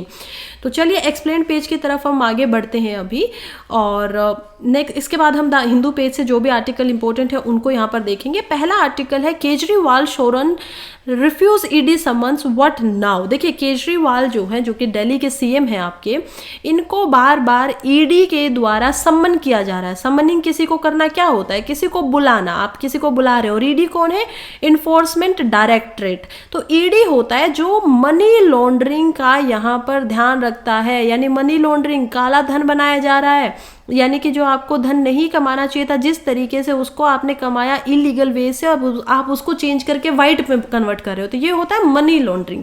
और इसी का जो यहाँ पर हम देखेंगे कि दिल्ली के जो सीएम उनके ऊपर किस चीज़ के लिए यहाँ पर क्वेश्चन मार्क उठा है, एक्साइज पॉलिसी यहाँ पर लेके आई गई थी दिल्ली की, और उसी के रिलेटेड मनी लॉन्ड्रिंग का केस हुआ है, जिनमें इनके जो एक और पार्टनर थे उनको जेल के अंदर भी डाला गया है। और इसी में यहाँ पर बार बार केजरीवाल को भी बुलाया जा रहा है, लेकिन केजरीवाल जो है उन्होंने यहाँ पर जाने के लिए मना कर दिया है। उसके 3 रीजन दिए। पहला रीजन बोल रहा है कि रिपब्लिक डे है, दूसरा रीजन उनकी तरफ से बोलना है कि लोकसभा के इलेक्शंस है, और तीसरा रीजन वो बोल रहे हैं क्योंकि ईडी उनको कोई रीजन नहीं बता रहे हैं कि उनको क्यों आना है, जस्ट सम्मन कर रहे हैं तो हम इसीलिए नहीं जा रहे हैं। 3 रीजन्स की वजह से उन्होंने जाने को मना कर दिया। अब सवाल उठता है कि अब ईडी के पास क्या पावर है, क्या वो केजरीवाल को बुला सकते हैं, क्या वो इनको अरेस्ट कर सकते हैं, और कौन सा ये आपको पावर दे रहा है, कौन सा ये एक्ट है जो आपको किसी भी इंसान को बुलाने के लिए पावर देता है। तो सबसे पहले हम देखेंगे कि एक्ट क्या है। तो एक्ट जो है वो है prevention of money laundering act, यानी कि PMLA यहाँ पर एक्ट होता है, और ये एक्ट है आपका मनी लॉन्ड्रिंग से रिलेटेड, जो कि कह रहा है, इसका जो सेक्शन 50 है वो ये बात कहता है एक्ट का कि अगर कोई भी इंसान, अगर डायरेक्टर जो है, मान लीजिए जो इन्फोर्समेंट डायरेक्टर है उसके डायरेक्टर, या फिर एडिशनल डायरेक्टर, या joint director, deputy director, assistant director, अगर इनमें से किसी भी इंसान को लगता है कि कोई इंडिविजुअल जो कि इंडिया से रिप्रेजेंटेड है, किसी और कंट्री से भी है लेकिन इंडिया में है, उनको यहाँ पर सम्मन कर सकते हैं सेक्शन 50 ऑफ PMLA एक्ट, यानी कि prevention of money laundering act के तहत इनको सम्मन किया जा सकता है, इनको बुलाया जा सकता है। अब यहाँ पर बोल रहे हैं कि ये समन इशू तो हो गया है, समझ में आ गया, लेकिन अगर कोई इंसान अपीयर होने से मना कर दे तो क्या क्या पावर है। देखिए, पेनल्टी लग सकती है। लॉ के अंदर ये बात बताया कि 10,000 रुपए यहाँ पर पेनल्टी के लगाए जा सकते हैं सेक्शन 174 ऑफ आईपीसी के तहत। ठीक है, अब आप क्या करेंगे, ईडी एक नया केस बनाएंगे आईपीसी इंडियन पिनल कोड के तहत, भारतीय न्याय संहिता के तहत 174 जो धारा है यानी कि 174 ऑफ आईपीसी उसके तहत, और उसमें वो लोग क्या करेंगे कि 1 महीने की यहाँ पर जेल भी करवाई जा सकती है, क्योंकि आपने नॉन कॉर्पोरेट किया है। जब आपको बुलाया जा रहा था तो आपने जो नेशनल सेंट्रल एजेंसी है इंडिया की उसके खिलाफ आपने कॉपरेशन नहीं दिखाया। और उसके अलावा हर महीने आपको 500 रुपये अलग से नॉन अपीयरेंस ईडी सम्मन्स के ऊपर फाइन भी लग सकता है। तो ये यहाँ पर कस्टम्स है। अब आप बोलेंगे कि क्या यहाँ पर केजरीवाल जी के साथ भी ऐसा हो सकता है। देखिए, केजरीवाल जी के साथ ऐसा इसी वजह से नहीं होगा क्योंकि वो रीजन्स यहाँ पर प्रोवाइड कर रहे हैं। मैंने ऊपर आपको बताया कि केजरीवाल ने यहाँ पर 3 रीजन्स को दिया है। पहला रीजन्स रिपब्लिक डे, दूसरा रीजन्स लोकसभा इलेक्शन, तीसरा रीजन कि खुद ईडी ने ही कोई रीजन नहीं दिया उनको बुलाने के लिए। अब हमें 2 तो समझ में आते, तीसरे रीजन के ऊपर फिर से क्वेश्चन मार्क उठ जाता है कि क्या लॉ के अनुसार, कानून के अनुसार ऐसा लिखा गया है कि ईडी को जब कोई किसी को वो बुला रहे हैं तो उनको बताना पड़ेगा कि वो क्यों बुला रहे हैं। मैं आपको बता दूं कि सेक्शन 19 जो है वो यहाँ पर इस चीज़ में थोड़ा बहुत बोलता है, लेकिन उसके अंदर भी ये बात मेंशन नहीं की गई है पूरे एक्ट में कहीं भी कि ईडी को कारण बताने की ज़रूरत है। एनफोर्समेंट डायरेक्टर को कोई भी रीज़न देने की यहाँ पर ज़रूरत नहीं है जब भी वो किसी को बुलाते हैं। इसके अलावा भी दिल्ली की जो हाई कोर्ट है उन्होंने भी इस चीज़ के ऊपर बात की थी, और सेक्शन 19 में ये बोला गया था कि जब कोई इंसान आपके पास आ जाता और जब आप उससे क्वेश्चनिंग करते हो तब आपको उसका गुनाह एक बार जरूर बता देना चाहिए, क्योंकि एक्ट में ये बात भी नहीं बोली गई है। ऑल्दो ऐसा बता दिया जाता है कि किस बिहाफ पे, क्यों, जैसे कि यहाँ पर बताया गया है ना ईडी के द्वारा कि एक्साइज पॉलिसी की वजह से हम आपसे क्वेश्चनिंग करना चाहते हैं, मिलना चाहते हैं, तो ये चीज़ें बता दी जाती है। ऑल्दो जो आपका वो है उसके अंदर, एक्ट के अंदर ये बातें भी बताने को नहीं, अगर ईडी ना बताना चाहे तो वो बेशक ना बताए, कोई फर्क नहीं पड़ता है इस बात से। चलिए नेक्स्ट हम आर्टिकल की तरफ बढ़ते हैं जो कि है Ram temple in Ayodhya. Prime minister Narendra Modi जो है इनोग्रेट करने वाले, उद्घाटन करने वाले हैं राम जन्मभूमि मंदिर का, जो कि जनवरी 22 को है, और ये होगा प्राण प्रतिष्ठा और कॉन्सेंट्रेशन होगा राम लल्ला आइडल का यहाँ पर। तो हमें कुछ चीज़ें यहाँ पर इंपॉर्टेंट हो जाती है। क्यों इंपॉर्टेंट हो जाती है? क्योंकि ये जो आर्टिकल है ये आपका आर्ट एंड कल्चर के लिए जीएस पेपर में इंपॉर्टेंट है, राइट। जीएस पेपर 1 के अंदर सोसाइटी, आर्ट एंड कल्चर, ये सारी चीजें आती हैं, प्रीलिम्स के लिए इंपॉर्टेंट है, बहुत इंपॉर्टेंट है। तो कुछ कुछ यहाँ पर फीचर्स है जो पता होनी चाहिए, सिर्फ इस वजह से नहीं कि ये अयोध्या केस था, ये था, नहीं, क्योंकि ये टेम्पल्स आर्किटेक्चर में आता है, क्योंकि ये आर्ट एंड कल्चर में आता है। करंटली बहुत ज्यादा न्यूज में है, तो हो सकता है प्रीलिम्स में सवाल आ जाए, देख लेते हैं। तो ये आपका पूरा का पूरा स्ट्रक्चर है। हाइट जो होगी इसकी सबसे ज्यादा 161 फीट यहाँ पर हाइट होने वाली है। 3 स्टोरी ये बिल्डिंग है, 3 मंजिला ये बिल्डिंग है, जिसके अंदर 20 फीट की इसकी हर जो फ्लोर है उसकी हाइट है। फिर हम देखेंगे कि जो प्रत्रोक्ता है, यानी कि जिसको ये रेक्टेंगुलर वॉल जिसके ऊपर सरकमफ्रेंस की जा सकती है, आप घूम सकते हो यहाँ पर, ये 732 मीटर की यहाँ पर बनाई गई है, और 14 फीट की ये चौड़ाई है इसकी पूरी, 14 फीट की ये चौड़ी है, और 732 मीटर तक ये लंबी है पूरी टेम्पल को। ईस्ट से वेस्ट की अगर लेंथ की बात करें तो 380 फीट है, और चौड़ाई की अगर बात करें तो 250 फीट यहाँ पर चौड़ाई है। कुछ की फीचर है जैसे कि नागरा स्टाइल में इसको बनाया गया है, क्योंकि नागरा हमें पता होना चाहिए कितने स्टाइल है टेम्पल आर्किटेक्चर के, बहुत सारे, जिसमें से सबसे फेमस कौन कौन से, नागरा स्टाइल है, द्राविड़ा स्टाइल। द्राविड़ा स्टाइल ज्यादातर जो साउथ इंडिया की 4 स्टेट्स है वहां पर आपको मिलेगा, ज्यादा इसका रोल चोला एम्पायर में भी दिखाई देता है। तो ये सारी चीजें हमें पता होनी चाहिए। तो किस चीज में बना है? नागरा स्टाइल, या फिर हिंदी बोलूं तो नागढ़। तो नगरा स्टाइल जो है उसमें इसको बनाया गया है। आइडल यानी कि भगवान कौन है, वो राम लल्ला इसमें रखे जाएंगे। सेंक्टम सेंक्टोरम, क्या होता है सेंक्टम सेंक्टोरम? यानी कि गर्भगृह, जो राम मंदिर का जो गर्भगृह होगा या सेंक्टम सेंक्टोरम होने वाला है, उसी के अंदर श्री राम दरबार बनेगा, जो पहले फ्लोर पे होगा। 5 मंडप इसमें दिखाई दिए गए हैं। जब भी हम टेम्पल आर्किटेक्चर को समझते हैं तो हमें पता होता है मंडपा क्या होते हैं। मंडपा आपके क्या होंगे, ऐसे 4 दीवारी होंगी। देखिए ऐसे ऐसे खुला भी हो सकता है, बंद भी हो सकता है। तो ये 5 मंडप बनाए गए हैं। मंदिर में हमेशा मंडप होते हैं, द्राविड़ स्टाइल में भी मंडप मिलते हैं जिनके अंदर शादी होती है, जिनके अंदर स्टॉल लगाए जाते हैं। तो ये सारी चीज़ें, इसमें 5 मंडप है या हाल समझे इसको बोल सकते हैं। पहला जो हॉल है वो नृत्य मंडप, यानी कि वहाँ पे डांसिंग होगी। दूसरा जो हॉल है वो है रंग मंडपम, यानी कि राग वगैरह संगीत होगा। तीसरा सभा मंडप, यानी सभाएं होंगी, लोग बैठेंगे। फोर्थ जो है वो है प्रार्थना मंडप, जहाँ पर प्रेयर्स होगी, प्रेयर हॉल जिसको बोल सकते हैं। और फिफ्थ है यहाँ पर कीर्तन मंडप, यानी कि जहाँ पर कीर्तन हुआ करेगा, राइट, यहाँ यानी कि लोग बैठकर संगीत करेंगे। स्टैचूज की बात करी जाए तो डिटीज बनाई गई है। पिलर्स और जो दरवाजे हैं, यानी कि जो पिलर्स है, जो स्तंभ हैं और जो वॉल्स हैं, जो कि दीवारें हैं, उनके ऊपर डीटीज के, भगवानों के यहाँ पर स्टैचूज बनाए गए हैं।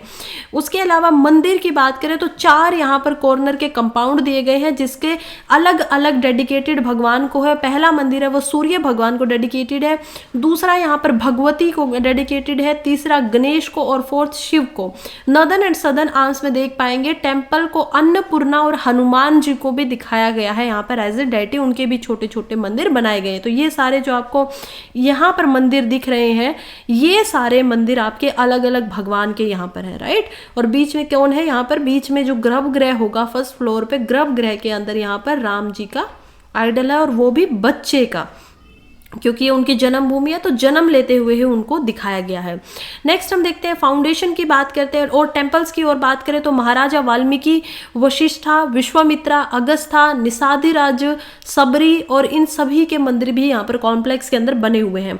14 मीटर जो इसकी फाउंडेशन है, यानी कि जो इसकी हम बोलते हैं नींव है, वो 14 मीटर थिक लेयर से बनी हुई है। कॉम्पैक्ट यानी बहुत अच्छे से जुड़ा हुआ यहाँ पर कॉन्क्रीट का इस्तेमाल किया गया है, जो कि आर्टिफिशियल दिखाई देता है। 21 फुट की यहाँ पर ग्रेनाइट का इस्तेमाल हुआ है ताकि ग्राउंड को मॉइस्चर से बचाया जा सके। यानी कि जो आप नींव देख पा रहे हैं, ये ग्राउंड आप दिख रहे हैं, यहाँ पर स्ट्रक्चर में वापस आते हैं, ग्राउंड दिख रहा है। ग्राउंड से ऊपर उठाकर, यानी कि क्या हो गया, एक प्लेटफॉर्म बनाया गया है, और वो कितना ऊपर है, 14 फीट। उसके ऊपर ग्रेनाइट से ये बहुत मोटा इसको बनाया गया है, और इसी के ऊपर पूरा टेम्पल बनाया गया ताकि इस टेम्पल को यहाँ पर मॉइस्चर से बनाया जा सके, नमी से बचाया जा सके।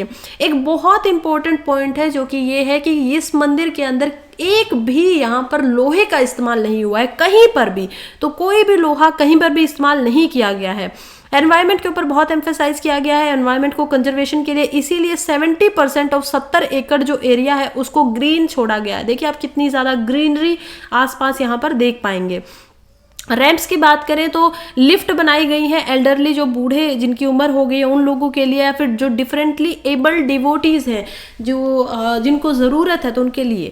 नेक्स्ट हम देखेंगे सेपरेट ब्लॉक्स बनाए गए हैं नहाने के लिए, वॉशरूम्स बनाए गए हैं, sewage treatment, water treatment plant है, और पिलग्रिमेज के लिए यहाँ पर 25,000 पीपल्स की फैसिलिटी है, मेडिकल फैसिलिटी। जो काफ़ी चीज़ें हमें पता होनी चाहिए थी वो यही थी कि आइडल कौन सा लग रहा है, किस स्टाइल में बना हुआ है, स्टैचू कौन कौन से हैं, तो वो हमें समझ में यहाँ पर आ गया है। और ये एक नई न्यू अयोध्या सिटी बनी है जहाँ पर आप देख पाएंगे कि अयोध्या कैंट रेलवे स्टेशन यहाँ पर बना है, महर्षि वाल्मीकि इंटरनेशनल एयरपोर्ट, यहाँ से आप जाएंगे तो मंदिर को देख पाएंगे। सुग्रीव किला यहाँ पर है, श्री जन्मभूमि टेम्पल यहाँ पर बनाई गई है, हनुमानगढ़ी टेम्पल है, तो ये आप देख पाएंगे। और इसी के सहारे सरायू रिवर भी है, तो ये आपको प्रीलिम्स के हिसाब से याद रखना चाहिए। चलिए यहाँ पर हमारा द इंडियन एक्सप्रेस जो है उसका एनालिसिस पूरा यहीं पर खत्म हो जाता है। अब हम पढ़ते हैं द हिंदू की तरफ कि द हिंदू में क्या क्या यहाँ पर बातें बताई गई हैं। चलिए उसको भी देख लेते हैं। पहला आर्टिकल जो है वो लिखा गया है civil society under siege in India. तो ये सिविल सोसाइटी के बारे में बात करें, उन्हीं के इम्पैक्ट के ऊपर यहाँ पर बात हो रही है, तो हम भी देखेंगे अच्छे से कि क्या क्या बातें यहाँ पर की जा रही हैं। चलिए देखते हैं। जब सिविल सोसाइटी की, जब इंडिया की रिच डाइवर्सिटी की बात करते हैं तो सिविल सोसाइटी, पहले पता होना चाहिए सिविल सोसाइटी है क्या। सिविल सोसाइटी के अंदर जो भी लोग खुद मिलकर यहाँ पर काम करना चाहते हैं सोसाइटी के लिए, वो सिविल सोसाइटी का एज अ पार्ट यहाँ पर बन जाती है। तो उसके अंदर NGOs होते हैं, ऑर्गेनाइजेशन होती हैं, कॉरपोरेशंस होती हैं, आपकी फाउंडेशंस होती हैं, ये सभी चीज़ें होती हैं। और इन्हीं को ये बोल रहे हैं कि इन्हीं के ऊपर कुछ खतरा आ गया है गवर्नमेंट की एजेंसीज की तरफ से या फिर अलग अलग पार्टी पार्ट की वजह से, वो कैसे वो हम देखेंगे। तो यहाँ पर बता रहे हैं कि इंडिया के अंदर एक फ्री स्वीक स्पेस दिया गया है कॉन्स्टिट्यूशनल गारंटीज के तहत, क्योंकि संविधान ने हमें गारंटी दी है कि ये हमारा फंडामेंटल यानी कि हमारा मूल अधिकार है कि हम कोई ऑर्गेनाइजेशन बना सकते हैं, 4 से ज़्यादा लोग कॉर्पोरेट बना सकते हैं, राइट। ये बहुत ही हमारा आर्टिकल 31 जो है, जो कि कॉन्स्टिट्यूशनल रेमेडीज के लिए इस्तेमाल होता है कॉन्स्टिट्यूशन में, तो वो ये सारी चीज़ें हमें बिल्कुल देता है कि अगर आपके इसके खिलाफ कोई दिक्कत हो जाती है, आपको प्रॉब्लम होती है, तो आप डायरेक्ट सुप्रीम कोर्ट में जा सकते हैं और वहाँ पर सुप्रीम कोर्ट आपके लिए रिट्स इशू कर सकता है, चाहे वो मेंडामस रिट हो, चाहे वो प्रोहिबिशनरी हो या सर्चरी हो। तो ऐसे कुछ रिट्स होते हैं, ये सब हम इन सारी चीज़ों से समझते हैं। तो इसी में कुछ प्रॉब्लम्स दिखाए। जो पहला पॉइंट है वो है the most spread civic space, जो कि एंटी कम्युनल है। देखिए, जो एंटी कम्युनल यानी कि जो इस तरीके से धर्म में विश्वास नहीं करते हैं और वो सेक्युलरिज्म की तरफ बात करें, या प्रोग्रेसिव सिविल स्पेस जो देखा जा रहा है, वो काफ़ी बड़ा टारगेट दिखाई दे रहा है कुछ अटैक्स का। और ये अटैक्स किस रूप में होते हैं? ये अटैक्स जैसे मनी लॉन्ड्रिंग वगैरह, इन्वेस्टिगेशन करवा देते हैं उनके खिलाफ FCRC एक्ट बना हुआ है, फॉरेन कॉन्ट्रीब्यूशन एक्ट। तो ये सारी चीज़ें हैं जिनमें उनको काम करने से रोका जा रहा है, ऐसा ऑथर्स का यहाँ पर मानना है, जो कि राहुल मुखर्जी, जो कि modern politics of south Asia में यहाँ पर प्रोफेसर, और आदित्य श्रीवास्तवा के द्वारा ये बातें बताई गई हैं। तो कहते हैं कि जो anti communal and progressive civic space है वो यहाँ पर मेजर थ्रेट की तरफ दिखाई दे रहा है। जो सोशल सेगमेंट है वो फिर भी रिसेलियंस दिखा रहा है, यूनिटी में खड़े हुए, एकता में दिखाए हुए कि जो भी ये नेशनलिस्ट फोर्सेज है, जो भी हमें खत्म करना चाहती है, जो भी इंडिया से सेकुलरिज्म को, यानी कि सेकुलरिज्म क्या होता है? Equal respect for all religion, जितने भी धर्म है हम सभी को सम्मान रिस्पेक्ट दी जाएगी स्टेट में। और हमारा जो प्रियम्बल है कॉन्स्टिट्यूशन का, जो एक तरीके से हम बोलेंगे इंट्रोडक्शन है, उसमें ये बात बताई गई है कि इंडिया एक सेक्युलरिस्ट कंट्री है, राइट। हमारा कोई भी स्टेट का यहाँ पर धर्म नहीं है, तो इसी वजह से हर धर्म को इंडिया के अंदर बराबर की महत्वता दी जाएगी जब बात होगी स्टेट की तरफ से, जब बात होगी गवर्नमेंट की तरफ से। नेक्स्ट पॉइंट है कि स्कोप क्या है अटैक्स का। तो स्कोप्स क्या है? जो स्टेट है उन्होंने अलग अलग टेक्निक्स को यहाँ पर कॉन्स्ट्रक्ट करके बनाया है। जब सिविक स्पेस जो है उसके ऊपर अलग अलग ऑर्गेनाइजेशंस के ऊपर, चाहे छोटी हो या बड़ी हो, और उनके ऊपर ज़्यादा जो पॉइंट किया जाता है वो किया जाता है जो लोकल या फॉरेन डोनेशन के ऊपर डिपेंडेंट होती हैं। देखिए, यहाँ पर ऑथर का बोलना है कि अगर आप कोई काम कर रहे हो, फॉर एग्जाम्पल कोई NGO है, वो NGO काम कर रहा है वुमेन एजुकेशन के ऊपर, अब आपको उनकी एजुकेशन को रखना, आप किसी को रख रहे हो, राइट, अपने पास उनका खाने का, पीने का, पढ़ाने का, हर चीज का खर्च आता है, तो उस खर्च को आप सरकार से नहीं लेते हो। पहले आपको पता होना चाहिए, नॉन गवर्नमेंटल ऑर्गेनाइजेशंस होती हैं, गवर्नमेंट से इसका कोई नहीं आ रहा है, तो अब इसको फंड कौन करेगा? या तो यहाँ पे के जो लोकल लोग हैं वो इसको फंड करेंगे, या फिर फॉरेन से यहाँ पर पैसा आएगा। बहुत सारी ऐसी खुद की फाउंडेशंस है, जैसे कि Melinda and Bill's Gates Foundation है, बिल गेट्स फाउंडेशन। तो ये सब क्या करते हैं? ये सब फाउंडेशंस आपको पैसे प्रोवाइड करती है, राइट। तो ये जो होता है फाउंडेशन डोनेशन जो होती है, इसी से बहुत सारे NGOs चलते हैं। तो गवर्नमेंट या जो आपको स्टेट यहाँ पर इस्तेमाल वर्ड हो रहा है बार बार कि वो क्या कर रही हैं, जितने भी जो भी डिपेंडेंट है लोकल एंड फॉरेन डोनेशंस के ऊपर, उनके ऊपर ज़्यादा कॉन्स्ट्रिंक्ट लगा रही है, ज़्यादा बंधन लगा देते हैं कि नहीं, आप 10,000 से ज़्यादा यहाँ पर डोनेशन नहीं लेंगे, कुछ ऐसा रूल बना दिया। फिर आपकी जो डोनेशन होगी वो सिर्फ SBI बैंक में ही आपका अकाउंट होना चाहिए, तभी आपको मिलेगा, कुछ ऐसा रूल बना दिया। तो ट्रांसपेरेंसी के नाम पर अकॉर्डिंग टू ऑथर यहाँ पर बहुत ज़्यादा कॉन्स्ट्रेंट लगाए जा रहे हैं। उनमें से काफ़ी ग्लोबली रिकॉग्नाइज नेम भी है, जैसे कि एमनेस्टी इंटरनेशनल का यहाँ पर एग्जांपल दिया है, Centre of Equity Studies, Citizen of Justice and Peace, Laurels Collective, Centre of Promotion of Central Social Concern. और ये सारी जो ये ऑर्गेनाइजेशन है, खासकर जो एडवोकेट कर रही है, किन किन को एडवोकेट कर रही है? माइनॉरिटी राइट्स को, दलित राइट्स को, आदिवासी राइट्स को, इक्विटी प्रमोशन की जो बातें कर रही है, उनके ऊपर यहाँ पर ज्यादा अटैक दिखाई दे रहा है।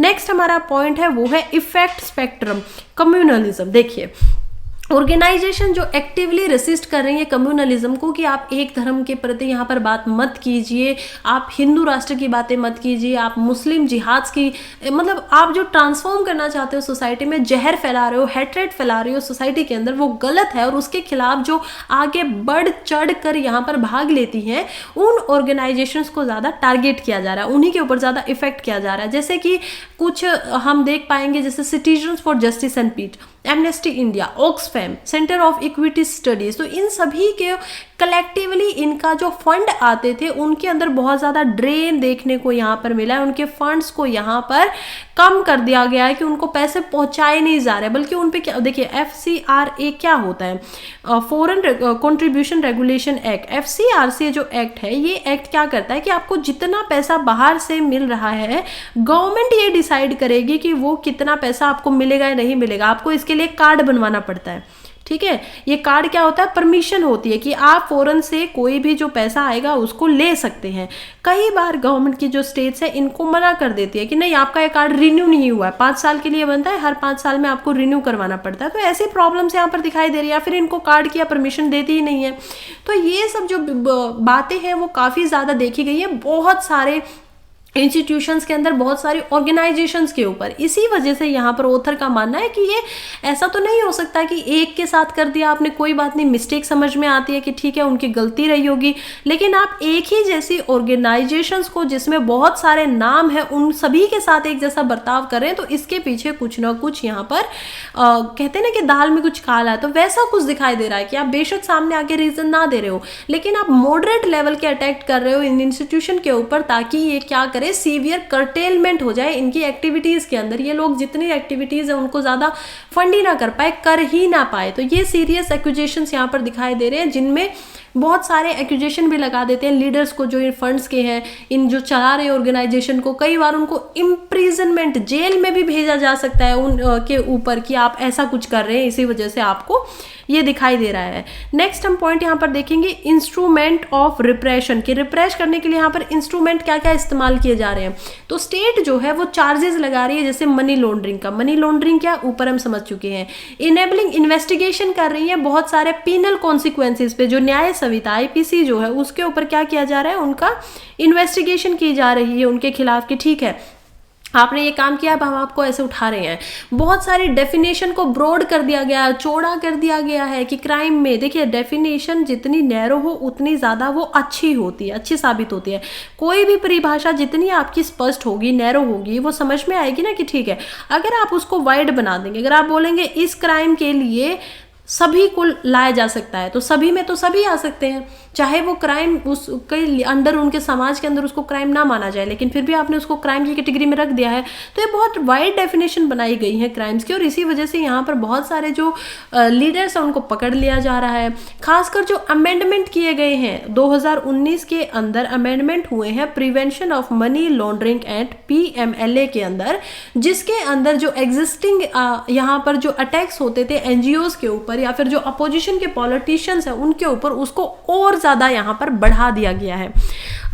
लास्ट पॉइंट की तरफ हम बढ़ते हैं, जो कि है इम्पैक्ट ऑफ रेगुलेशन चेंज।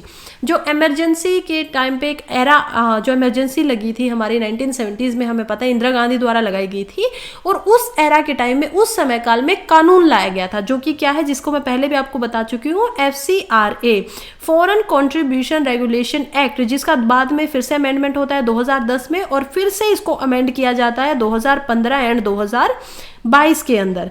तो 2022 में भी यहाँ पर बहुत सारे चेंजेस यहाँ पर दिखाई दिए। तो इसका भी रेगुलेशन जो चेंज होते हैं उसके भी काफ़ी इम्पैक्ट पड़ते हैं NGOs के ऊपर, कि वो कितना पैसा वहाँ से ले सकते हैं, कितने उनको फंड मिलेंगे, कितना वो काम कर सकते हैं।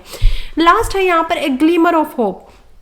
क्या बात यहाँ पे की जा रही है कि इतनी सारी एक्सटेंसिव सीज हो रही है, इतनी ज़्यादा यहाँ पर उनको बंद किया जा रहा है इंडिया की डेमोक्रेटिक जो सिविक स्पेस है उनमें, लेकिन फिर भी कहीं ना कहीं होप की ग्लिम्स दिखाई दे रही है, जो स्टैंड लिया जा रहा है कुछ लीडर्स के द्वारा। जैसे एक अपोजिशन के लीडर का यहाँ पर एग्जाम्पल दिया गया है, 2023 के असेंबली इलेक्शन में कांग्रेस के लीडर थे सिद्धा मराहा कर्नाटका के, और ए रवत्था रेड्डी तेलंगाना से। उन्होंने क्लियरली सेक्युलर पोजिशन ली है अलॉन्ग साइड, जब वो कह रहे हैं कि हम आपके लिए अच्छा काम करेंगे, वेलफेयर करेंगे, पानी देंगे, ये सारी चीजों के अंदर उन्होंने किसी धर्म का यहाँ पर नाम नहीं लिया, बल्कि सेक्युलर उन्होंने अप्रोच ली कि हम समाज के हर तबके, हर धर्म, हर जाति के लिए काम करेंगे, मोबिलाइज करेंगे, और ये पॉलिटिकल रिजीम के अंदर जो भी स्पेस होगा, सिविक स्पेस होगा, उसको दिया जाएगा। तो एट द एंड बात यही है कि इंडिया का जो सिविक स्पेस है वो काफ़ी ज़्यादा डेमोक्रेसी के लिए बहुत इंपॉर्टेंट है, लोकतंत्र के लिए बहुत इंपॉर्टेंट है, उसको इमेंस थ्रेट हो रही रही है अकॉर्डिंग टू बोथ ऑथर्स, और इसी को इंटेंसिफाइड किया जा रहा है जब सिविल सोसाइटी के ऊपर अटैक किए जा रहे हैं। तो इसी को बचाने के लिए, जो डेमोक्रेटिक प्रिंसिपल है उनको बचाने के लिए इस सिविक सोसाइटी का यहाँ पर बचना बहुत ही ज़्यादा इम्पोर्टेंट हो जाता है। देखिए, पेपर जीएस पेपर 2 और जीएस पेपर 3 के लिए it's a very important article. Governance में आ जाता है, सिक्योरिटी में आ जाता है आपका, और जीएस पेपर 4 में यहाँ पर आपसे इथिक्स के रूप में, केस स्टडी के रूप में इस आर्टिकल को पूछा जा सकता है। तो केस स्टडी में भी आपको कोई एग्जाम्पल दे दिया जाएगा, आप बताएंगे कि इसमें क्या होना चाहिए। तो दोनों तरफ से आपको सोचना है, ऐसा नहीं हो जाना है कि सिर्फ एक तरफा आप हो जाए, तो उस चीज़ का थोड़ा सा यहाँ पर ध्यान रखिएगा। नेक्स्ट हम आर्टिकल की तरफ चलते हैं द हिंदू पेपर से ही, जो कि है breaking new ground the Kerala way. देखिए, यहाँ पर यह आर्टिकल लिखा गया है तिकेंद्र सिंह पानवार के द्वारा, और ये जो आर्टिकल में तिकेंद्र सिंह पानवार है वो डिस्कस करें कि किस प्रकार से जो केरला का अर्बन कमीशन की एस्टेब्लिशमेंट हुई है उसने कितना ज़्यादा रिवोशनलाइज कर दिया है अर्बन प्लानिंग को केरला के अंदर, उसके पोटेंशियल को। मैनेजमेंट वहाँ पे बहुत अच्छे से हो रहा है, और इसी वजह से जब वो इस कमीशन की प्रेज कर रहे हैं, तारीफ कर रहे हैं, जो जो इन्होंने प्रोग्रेसिव मेजर लिए हैं केरला के अंदर, और जो कॉम्प्लेक्स इशूज थे अर्बनाइजेशन से रिलेटेड उनके ऊपर काम किया है, तो ये कह रहे हैं कि यही काम तो फिर पूरे इंडिया में भी तो हो सकता है ना। इंडिया में भी अर्बनाइजेशन बहुत बड़ी समस्या है। सबसे पहले हमें समझना पड़ेगा कि अर्बन की हम बात करें, लेकिन अर्बनाइजेशन एक्चुअली में होता क्या है। अर्बनाइजेशन को हिंदी में क्या बोलेंगे? शहरीकरण। तो शहरीकरण की जब बात होती है तो हमें पता होना चाहिए कि शहरीकरण एक ऐसी स्टेटमेंट है, अलग अलग कंट्री में अलग अलग होता है। जैसे नॉर्वे का अगर एग्जांपल लें तो एक ऐसी कंट्री है नॉर्वे या स्वीडन, जहां पर अगर किसी एक जगह पर 350 प्लस लोग जाकर रहने लगे और एग्रीकल्चर नहीं कर रहे हैं, प्राइमरी एक्टिविटीज़ में इंडल्ज नहीं है, तो वो उनका अर्बन बन जाएगा, टाउन मान लिया जाएगा। लेकिन इंडिया की डेफिनेशन थोड़ी अलग है। इंडिया में अगर आप ह्यूमन ज्योग्राफी पढ़ेंगे तो समझ में आता है कि इंडिया के अंदर आपके जो अर्बन हम बोलते हैं उसके लिए मिनिमम, किसी चीज़ को टाउन बनने के लिए मिनिमम 5000 की पॉपुलेशन यहाँ पर होनी चाहिए, और उसके लिए डेंसिटी का भी यहाँ पर पता होना चाहिए कि डेंसिटी क्या होती है, कि कितने एरिया में कितने लोग रह रहे हैं। तो इसके लिए कम से कम 300 लोग यहाँ पर स्क्वायर किलोमीटर के अंदर रहते होने चाहिए। तो ये दो कंडीशंस हैं। इसके अलावा फिर अर्बन के अंदर डिफरेंट कैटेगरीज है, जैसे कि पहली कैटेगरी क्या है? टाउन। तो टाउन क्या होता है? एक ऐसा अर्बन स्पेस जो कि विलेज से थोड़ा सा अलग है, विलेज कि जैसा ही अराउंडिंग ही है, लेकिन अर्बन लाइफस्टाइल थोड़ा सा जी रहा है। तो छोटा होता है, सबसे छोटी यूनिट होती है। उसके बाद आती है सिटी, यानी कि जो टाउन से थोड़ा सा बढ़कर सिटी की तरह हो गया है, बड़ा हो गया है, साइज के अंदर भी बड़ा हो गया है, जिसकी पॉपुलेशन 1 लाख लोगों से ज़्यादा हो गई है, प्लस हो गई है, उसको सिटी में कन्वर्ट कर दिया जाएगा। उसके बाद आती है आपकी मेट्रो सिटी। ठीक है, तो मेट्रो सिटी क्या होगी? जिसकी पॉपुलेशन 1 लाख से 5 लाख प्लस हो गई है, यानी कि 5 लाख जो प्लस चला जाता है वो आपकी मेट्रो सिटी बन जाती है। उसके बाद आता है आपका मेगा सिटी, और मेगा सिटी कौन सी होंगी? जो 5 लाख से लेकर 10 से 15 लाख, यानी कि और ज़्यादा बड़ी होती जा रही है। तो मेगा सिटी ज़्यादातर इंडिया में नहीं देखने को मिलते हैं। मेट्रो सिटी हमारी काफ़ी बड़ी है, और जो सबसे पहली मेट्रो सिटी थी इंडिया के अंदर वो कौन सी थी? कलकत्ता। फिर हमारी मुंबई आती है, फिर दिल्ली आती है, 3.5 करोड़ पॉपुलेशन, तो बहुत ज़्यादा पॉपुलेशन बढ़ी है। तो ये सारी चीज़ें हैं कि इंडिया की जो अर्बनाइजेशन है वो प्रॉब्लमेटिक इस वजह से हो जाती है क्योंकि ज़्यादा डेंसिटी है, यानी कि जो आपका घनत्व जिसको बोला जाता है हिंदी के अंदर, वो ज़्यादा यहाँ पर दिखाई देता है। कम एरिया में ज़्यादा लोग रह रहे हैं, स्लम्स यहाँ पर दिखाई देती हैं, प्रॉब्लम्स है स्लम्स की।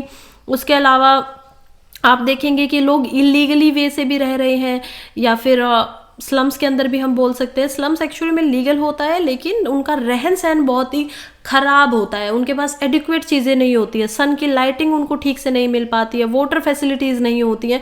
तो ये सारी चीज़ें काफ़ी बड़ी प्रॉब्लम है। ऊपर से जो कचरा होता है वो अर्बनाइजेशन में प्रॉब्लमेटिक चीज़ है। लोग आ तो जाते हैं माइग्रेशन की वजह से, अच्छी जीवन जीने की लाभ में या मोह के अंदर आ जाते हैं, बड़े बड़े शहरों में या दूसरी सिटीज़ के अंदर अर्बनाइजेशन की तरफ जा रहे हैं। तो फिर भी इसके साथ साथ बहुत सारी प्रॉब्लम्स है, चाहे वो मैनेजमेंट की प्रॉब्लम्स हो, चाहे वो कोई भी इशू हो। तो उन्हीं को संभालने के लिए केरला के अंदर यहाँ पर बहुत ज़्यादा इंपॉर्टेंस देखी गई है, जो हम पॉइंट टू पॉइंट यहाँ पर देखेंगे। तो सबसे पहला पॉइंट क्या है? Breaking new ground. देखिए, ये हम समझ चुके हैं कि केरला के अंदर ये हुआ है। अब उसके लिए क्या किया गया है केरला में? Revival of urban commission. Revival of urban commission किया गया है। तो रिवाइवल की जब यहाँ पर बात हो रही है तो ऑथर ने ये अच्छे से बताया है कि किस प्रकार से लगभग 38 साल पुराना अर्बन कमीशन जो अभी बना था, जिसको बनाया गया था, उसको हटा दिया गया था, उसको फिर से यहाँ पर रिवाइवल किया गया, जिसको नेशनल कमीशन ऑन अर्बनाइजेशन के नाम से जाना गया, जिसको पहले बनाया गया था प्राइम मिनिस्टर राजीव गांधी के द्वारा एंड चार्ल्स कोरलिया द्वारा। लेकिन उसमें कुछ सेटबैक्स यहाँ पर आ गए थे गांधी जी का, क्योंकि ये राजीव गांधी का असैसिनेशन हो गया था, तो वो चल नहीं पाया था। तो इसी वजह से पूरे इंडिया में जिस प्रकार से यहाँ पर केरला के अंदर अर्बन कमीशन बनाया गया, उसको पूरे इंडिया में रिवाइव करने की जरूरत है कि पूरे इंडिया के हर अर्बन स्टेट में, हर म्यूनिसिपैलिटी में एक ऐसा अर्बन कमीशन यहाँ पर होना चाहिए। नेक्स्ट पॉइंट है, ठीक है होना चाहिए, लेकिन जरूरत क्या है, necessity of N urban commission, क्या जरूरत है। तो पनवार जो यहाँ पर राइटर है, उन्होंने इस बात को बहुत अच्छे से समझाया कि किस प्रकार से जो डेमोक्रेटिक चेंजेस हो रहे हैं ना अर्बनाइजेशन के साथ पूरे वर्ल्ड में, तो उसी के साथ से क्लाइमेट चेंज पे बहुत इम्पैक्ट पड़ता है। यानी जो ये बढ़ रहा है, आप इनइक्विटीज सिटीज़ बना रहे हैं, उनके अंदर रहने को ठीक नहीं है, मैनेजमेंट नहीं है, पानी नहीं है, पोल्यूशन बहुत ज़्यादा है। तो ये सारी चीज़ें ऐसी हैं कि जिनके लिए हमें एक ऑब्जेक्टिव पैटर्न होना चाहिए शहरीकरण के ऊपर, अर्बनाइजेशन के ऊपर, चाहे वो माइग्रेशन से रिलेटेड हो, चाहे वो सेटलमेंट के पैटर्न किस हिसाब से बनाए गए हैं, वो सभी चीज़ों पर ज़्यादा ध्यान यहाँ पर दिया जाना चाहिए। नेक्स्ट पॉइंट हम देखते हैं जो कि शॉर्ट कमिंग की, ये सारी जो प्रीवियस पॉलिसीज यहाँ पर पहले भी पॉलिसीज लेके आई गई हैं, उनके अंदर क्या क्या शॉर्ट कमिंग देखी गई थी।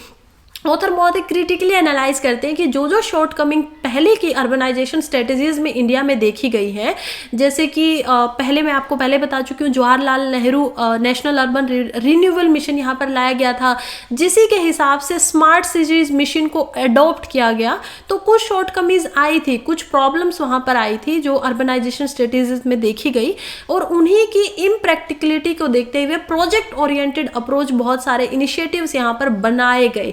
जैसे स्मार्ट सिटीज को देखा गया, इंडिया की बहुत सारी सिटीज में स्मार्ट सिटीज के मिशन बनाए गए हैं।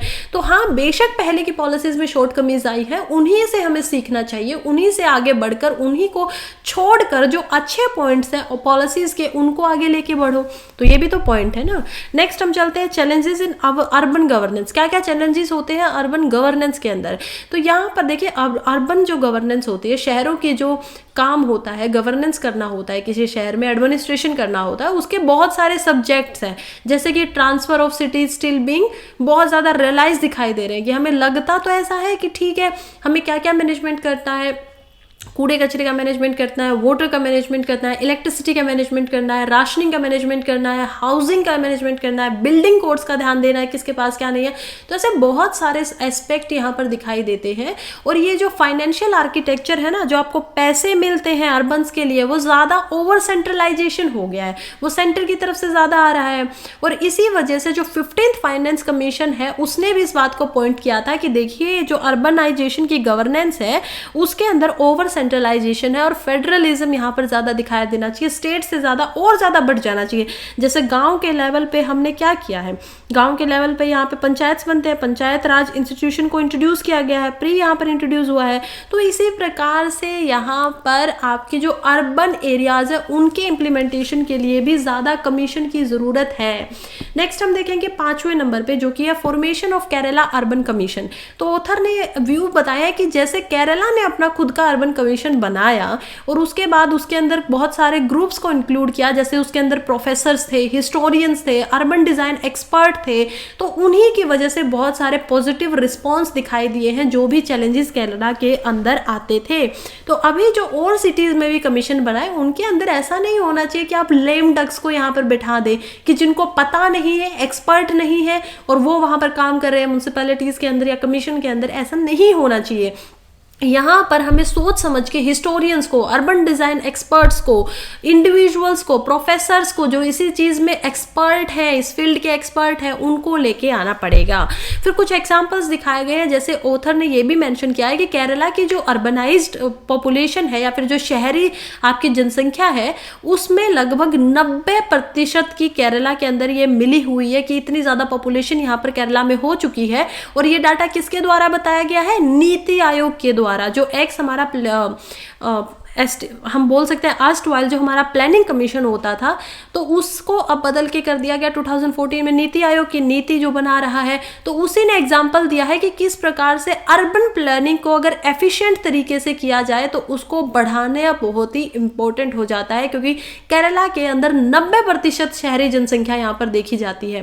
फिर कुछ और पॉइंट्स को स्ट्रेंथन करके बताया गया है कि प्रोजेक्ट ओरिएंटेड अप्रोच यहाँ पर ज़्यादा लेनी चाहिए और उसी पे ध्यान यहाँ पर बहुत ज़्यादा दिया जा रहा है।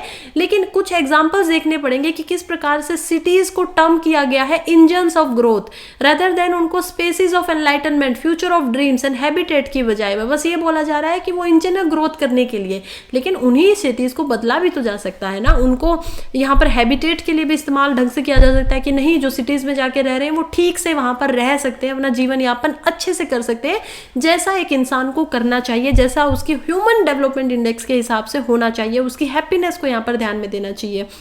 एट द एंड यही है कि जो केरला का अर्बन कमीशन है उसी को ऑथर कंक्लूड करते हुए बताते हैं कि जो बीकन है उसको एक तरीके से गाइड की तरह इस्तेमाल किया जा सकता है। और जो अर्बनाइज स्टेट है इंडिया में, जिसमें हरियाणा, पंजाब और आपकी और जो स्टेट आती है महाराष्ट्र, गोवा, ये सारी स्टेट कैसी स्टेट है जो बहुत ज़्यादा अर्बनाइज स्टेट है, और जिसमें सबसे कम अर्बनाइजेशन है वो कौन सी स्टेट है, वो है आपकी हिमाचल प्रदेश। यानी कि हिमाचल प्रदेश एक ऐसी स्टेट है जिसमें सबसे कम यहाँ पर शहर मिलते हैं, सिटीज़ मिलती है, बल्कि 98% तक 2011 का अगर डाटा देखें तो यहाँ पर रूरल पॉपुलेशन थी, गांव की पॉपुलेशन यहाँ पर दिखाई देती थी।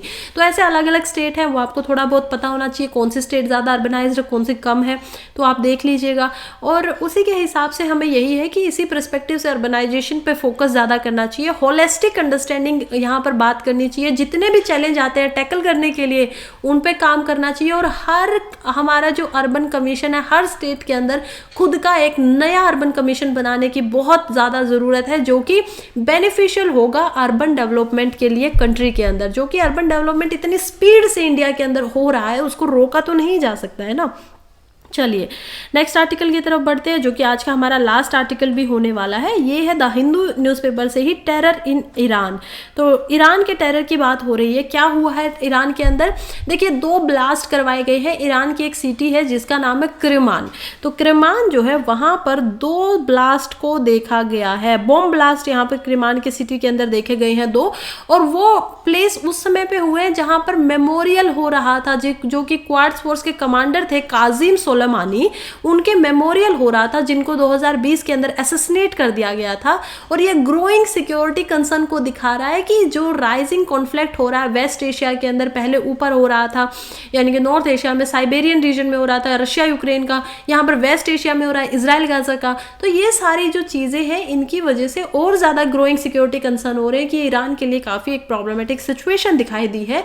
इसी में यहाँ पर 84 से ज़्यादा लोगों की जान चली गई। और ये जो इवेंट हुआ है, ये पूरी हिस्ट्री का, जो ईरान की हिस्ट्री है उसमें सबसे ज़्यादा वर्स्ट टेरर अटैक माना जा रहा है। हर कंट्री की अपनी अपनी टेरर हिस्ट्री है, कहीं ना कहीं इंडिया की भी है, जो कि 26/11 जो कि ताज होटल के ऊपर हमारा हुआ था हमले। तो इसी तरीके से इनका यह सबसे ज़्यादा वर्स्ट माना जा रहा है, सबसे ज़्यादा खराब इनका माना जा रहा है। तो सबसे पहले देखते हैं क्या क्या पॉइंट्स हैं यहाँ पर। पहली जो है वो है blame game and responsibilities. Iran की जो लीडरशिप है उन्होंने इस इंसिडेंट को एक टेररिस्ट अटैक की तरह दिखाया है। हालांकि अभी तक किसी ने भी इसकी, किसी पर्टिकुलर नेशन ने या ग्रुप ने या कोई परपिचुएटर जो है उसने इसको अपने ऊपर माना नहीं है। वो नहीं कह रहे कि हमने इसको करवाया है। तो कहीं ना कहीं ये ब्लेम गेम हो रहा है, एक दूसरे के ऊपर इल्ज़ाम लगाए जा रहे हैं। हालांकि इस्लामिक स्टेट IS जो है उन्होंने इसकी रिस्पॉन्सिबिलिटी को तो क्लेम कर लिया है, लेकिन जो सोलेमानी का रोल था मोबिलाइज करने में शिया मिलिटीज़ का अगेंस्ट IS, वो यहाँ पर देखा जा रहा है कि शायद इस एनिमी जो है इसी का कारण था कि वो लोग याद कर रहे हैं सोलेमानी को, जो वहाँ के एक एज ए लीडर थे ईरान के अंदर। और उनका रोल था कि वो शिया मिलिटेंट्स को उनके अगेंस्ट ले आए थे, IS के, इस्लामिक स्टेट के अगेंस्ट। तो इसीलिए उनका शायद ये माना जा रहा है कि एनिमी थे, शायद इसीलिए उन्होंने इसको किया हो। नेक्स्ट पॉइंट हम देखते हैं, टेंशन माउंटिंग इन वेस्ट एशिया। वेस्ट एशिया के अंदर क्या हो रहा है, जो अटैक आए हैं, इतने टेंशन का टाइम अभी चल रहा है, टेंस टाइम है, कॉन्फ्लिक्ट जो है वो इंक्रीज होता जा रहा है वेस्ट एशिया के अंदर। उसके अंदर नोटेबल इवेंट्स देखे जा रहे हैं, जैसे कि ड्रोन स्ट्राइक हुई है सीनियर हमास लीडर के अंदर बेरूट में। तो ये जो रिस्पॉन्स दिखाई दे रहे हैं हजबोला की तरफ तरफ से इजरायली ट्रूप्स के खिलाफ, और जो इजराइल में स्ट्राइक दिखाई दी है सीरिया के अंदर, सीरिया में भी इजराइल ने जो स्ट्राइक की है, तो ये कहीं ना कहीं जिसके अंदर साइदी राजी मौसवी की जान भी चली गई, जो कि एक IRGC एडवाइज़र थे, तो ये कहीं ना कहीं बहुत ही टेंशन का यहाँ पर माहौल दिखाई दे रहा है। और अगर उसके साथ ही ईरान में भी ये कॉन्फ्लिक्ट बढ़ जाता है, चला जाता है, ईरान भी इसके अंदर आ जाता है, तो बहुत बड़ा पूरे वेस्ट एशिया के लिए काफ़ी टेंशन का अमाउंट या टाइम अभी चल रहा है। नेक्स्ट हम देखेंगे रिज्यूम रिसेलियंस एंड सोलोमॉन्स लेगेसी। देखिए, जो सोलोमनिस का एसेसिनेशन होता है 2020 के अंदर, तो उनका इन्फ्लुएंस आज भी वहाँ के लोगों की ज़िंदगी के ऊपर आज भी रह गया, और यही सिंबलाइज करता है कि कितनी ज़्यादा रेसिलियंस है ईरानियन रजीम के अंदर, स्पेशली जब इस्लामिक रेवोल्यूशनरी गार्ड्स कॉर्प्स की बात की जाए, IRGC की बात की जा रही है ओवरसी ऑपरेशंस में। अब हमें इतना तो समझ में आ रहा है कि इजराइल और ईरान एक दूसरे के अपोजिट खड़े हुए हैं, और सोलेमान जो है वो सपोर्टर हैं आपके इस्लामिक रेवोल्यूशनरी गार्ड्स कॉर्प्स का, और इजराइल की वजह से यहाँ पर इनका एक जो एडवाइज़र थे उनकी डेथ हो जाती है इस ग्रुप के। तो हमें इतना तो पहले से ही पता है कि ईरान यहाँ पर हमेशा से इजराइल के खिलाफ था, और इजराइल अभी फिलहाल अटैक में है, और अभी जो ये हुआ है अगर ये बढ़ जाता है तो ईरान और इजराइल का भी कॉन्फ्लिक्ट यहाँ पर दिखाई देगा, राइट। तो इसी वजह से ये काफ़ी ज़्यादा यहाँ पर समस्या की या टेरर का हिसाब यहाँ पर दिखाई दे रहा है कि यहाँ पर अब कैसा फैसला लिया जाता है। नेक्स्ट पॉइंट है a platform for jihadist amid instability. देखिए, बहुत ज़्यादा इंस्टेबिलिटी बन रही है पॉलिटिकली, पूरा का पूरा गाजा की पॉलिटिक्स खत्म हो चुकी है, कियोस है वेस्ट एशिया के अंदर, और उन्हीं में जो जिहादी ग्रुप है जैसे IS इस्लामिक स्टेट का, वो एक अपॉर्चुनिटी, एक अवसर देख रहा है कि किस प्रकार से वो अपने जो उनके दुश्मन है उनको, जो ऑलरेडी ड्यूर्स के अंदर फंसे हुए हैं, ऑलरेडी टेंशन में है, ऑलरेडी प्रेशर में है, उनके ऊपर स्ट्राइक की जाए, उनके ऊपर हमले किए जाए। तो ये एक अवसर की तरह वहां पर देखा जा रहा है। लास्ट पॉइंट की तरफ हम बढ़ेंगे, जो कि है strategic move for Iran amidst provocation. देखिए, ईरान को एडवाइस किया जा रहा है कि वो ये जो भी प्रोवोकेशन उनके खिलाफ बनाए जा रहे हैं उनको अभी के लिए थोड़ा शांति से काम ले, और अपने राइवल्स को थोड़ा सा ध्यान से सोचे। क्या ऐसा तो नहीं है कि वो चाहते हैं कि इजराइल और ईरान दोनों एक साथ यहाँ पर फाइट में आ जाए, सऊदी अरेबिया तक भी ये बात चली जाए, और ये फोर्टिफाइंग कर सके, जो इंटरनल सिक्योरिटी है उसकी ईरान की, उसको खत्म कर दे, जो कि उसने फोर्टिफाई की हुई थी। तो इजराइल के जो एडवाइजर, ईरान के जो एडवाइजर है वो ईरान को यही एडवाइस कर रहे हैं कि वो फिलहाल अपनी इंटरनल सिक्योरिटी पे ध्यान दे, और जो सिमिलर फ्यूचर इंसिडेंट है उनको होने से बचाए। अटैक्स को यहाँ पर एक वार्निंग की तरह भी देखा जा सकता है ईरान के लिए, कि जो जो उसके राइवल हैं इस पूरे रीजन में, जो जो उसके, मैं आपको बोलूँगी कि दुश्मन है, उन्होंने उनको एक वार्निंग की तरह उनको दिया है। चाहे फिर वो जिहादीज का पोटेंशियल इसमें दिखाई दे रहा हो, या फिर हम देख सकते हैं कि जो डेस्केलेशन है करंट रीजनल क्राइसिस का, वो भी यहाँ पर प्रेशर यहाँ पर दिखाई दे रहा है। इसी वजह से मेरा भी यही मानना है कि ईरान को यहाँ पर अभी एडवर्सरीज के साथ खेलना नहीं चाहिए। जो उसको खिलाना चाहते हैं वो इम्पल्सिव होकर एकदम से उसको कोई निर्णय नहीं देना चाहिए। रेदर जो उसकी खुद की इंटरनल सिक्योरिटी है, जो ग्रोइंग थ्रेट बढ़ रहे हैं, रोजमर्रा खतरे जो बढ़ रहे हैं, उनके ऊपर ज़्यादा ध्यान देना चाहिए। अब मैं आपको यहाँ पर एक मेंस का क्वेश्चन लेकर आई हूँ। देखिए, जो यहाँ पर क्वेश्चन होने वाला है वो यही है कि क्या क्या इम्पैक्ट हो सकते हैं कॉन्फ्लिक्ट अगर बढ़ जाता है। तो अभी हमने पूरा का पूरा समझा कि ईरान के अंदर बहुत ज़्यादा टेरर है। अगर ये इम्पैक्ट कॉन्फ्लिक्ट बढ़ जाता है, आप लगातार हम इस बात को देख रहे हैं कि सऊदी अरेबिया, बहुत सारी कंट्री इजराइल और जो गाजा का वॉर है उसमें पार्टिसिपेट नहीं कर रही हैं।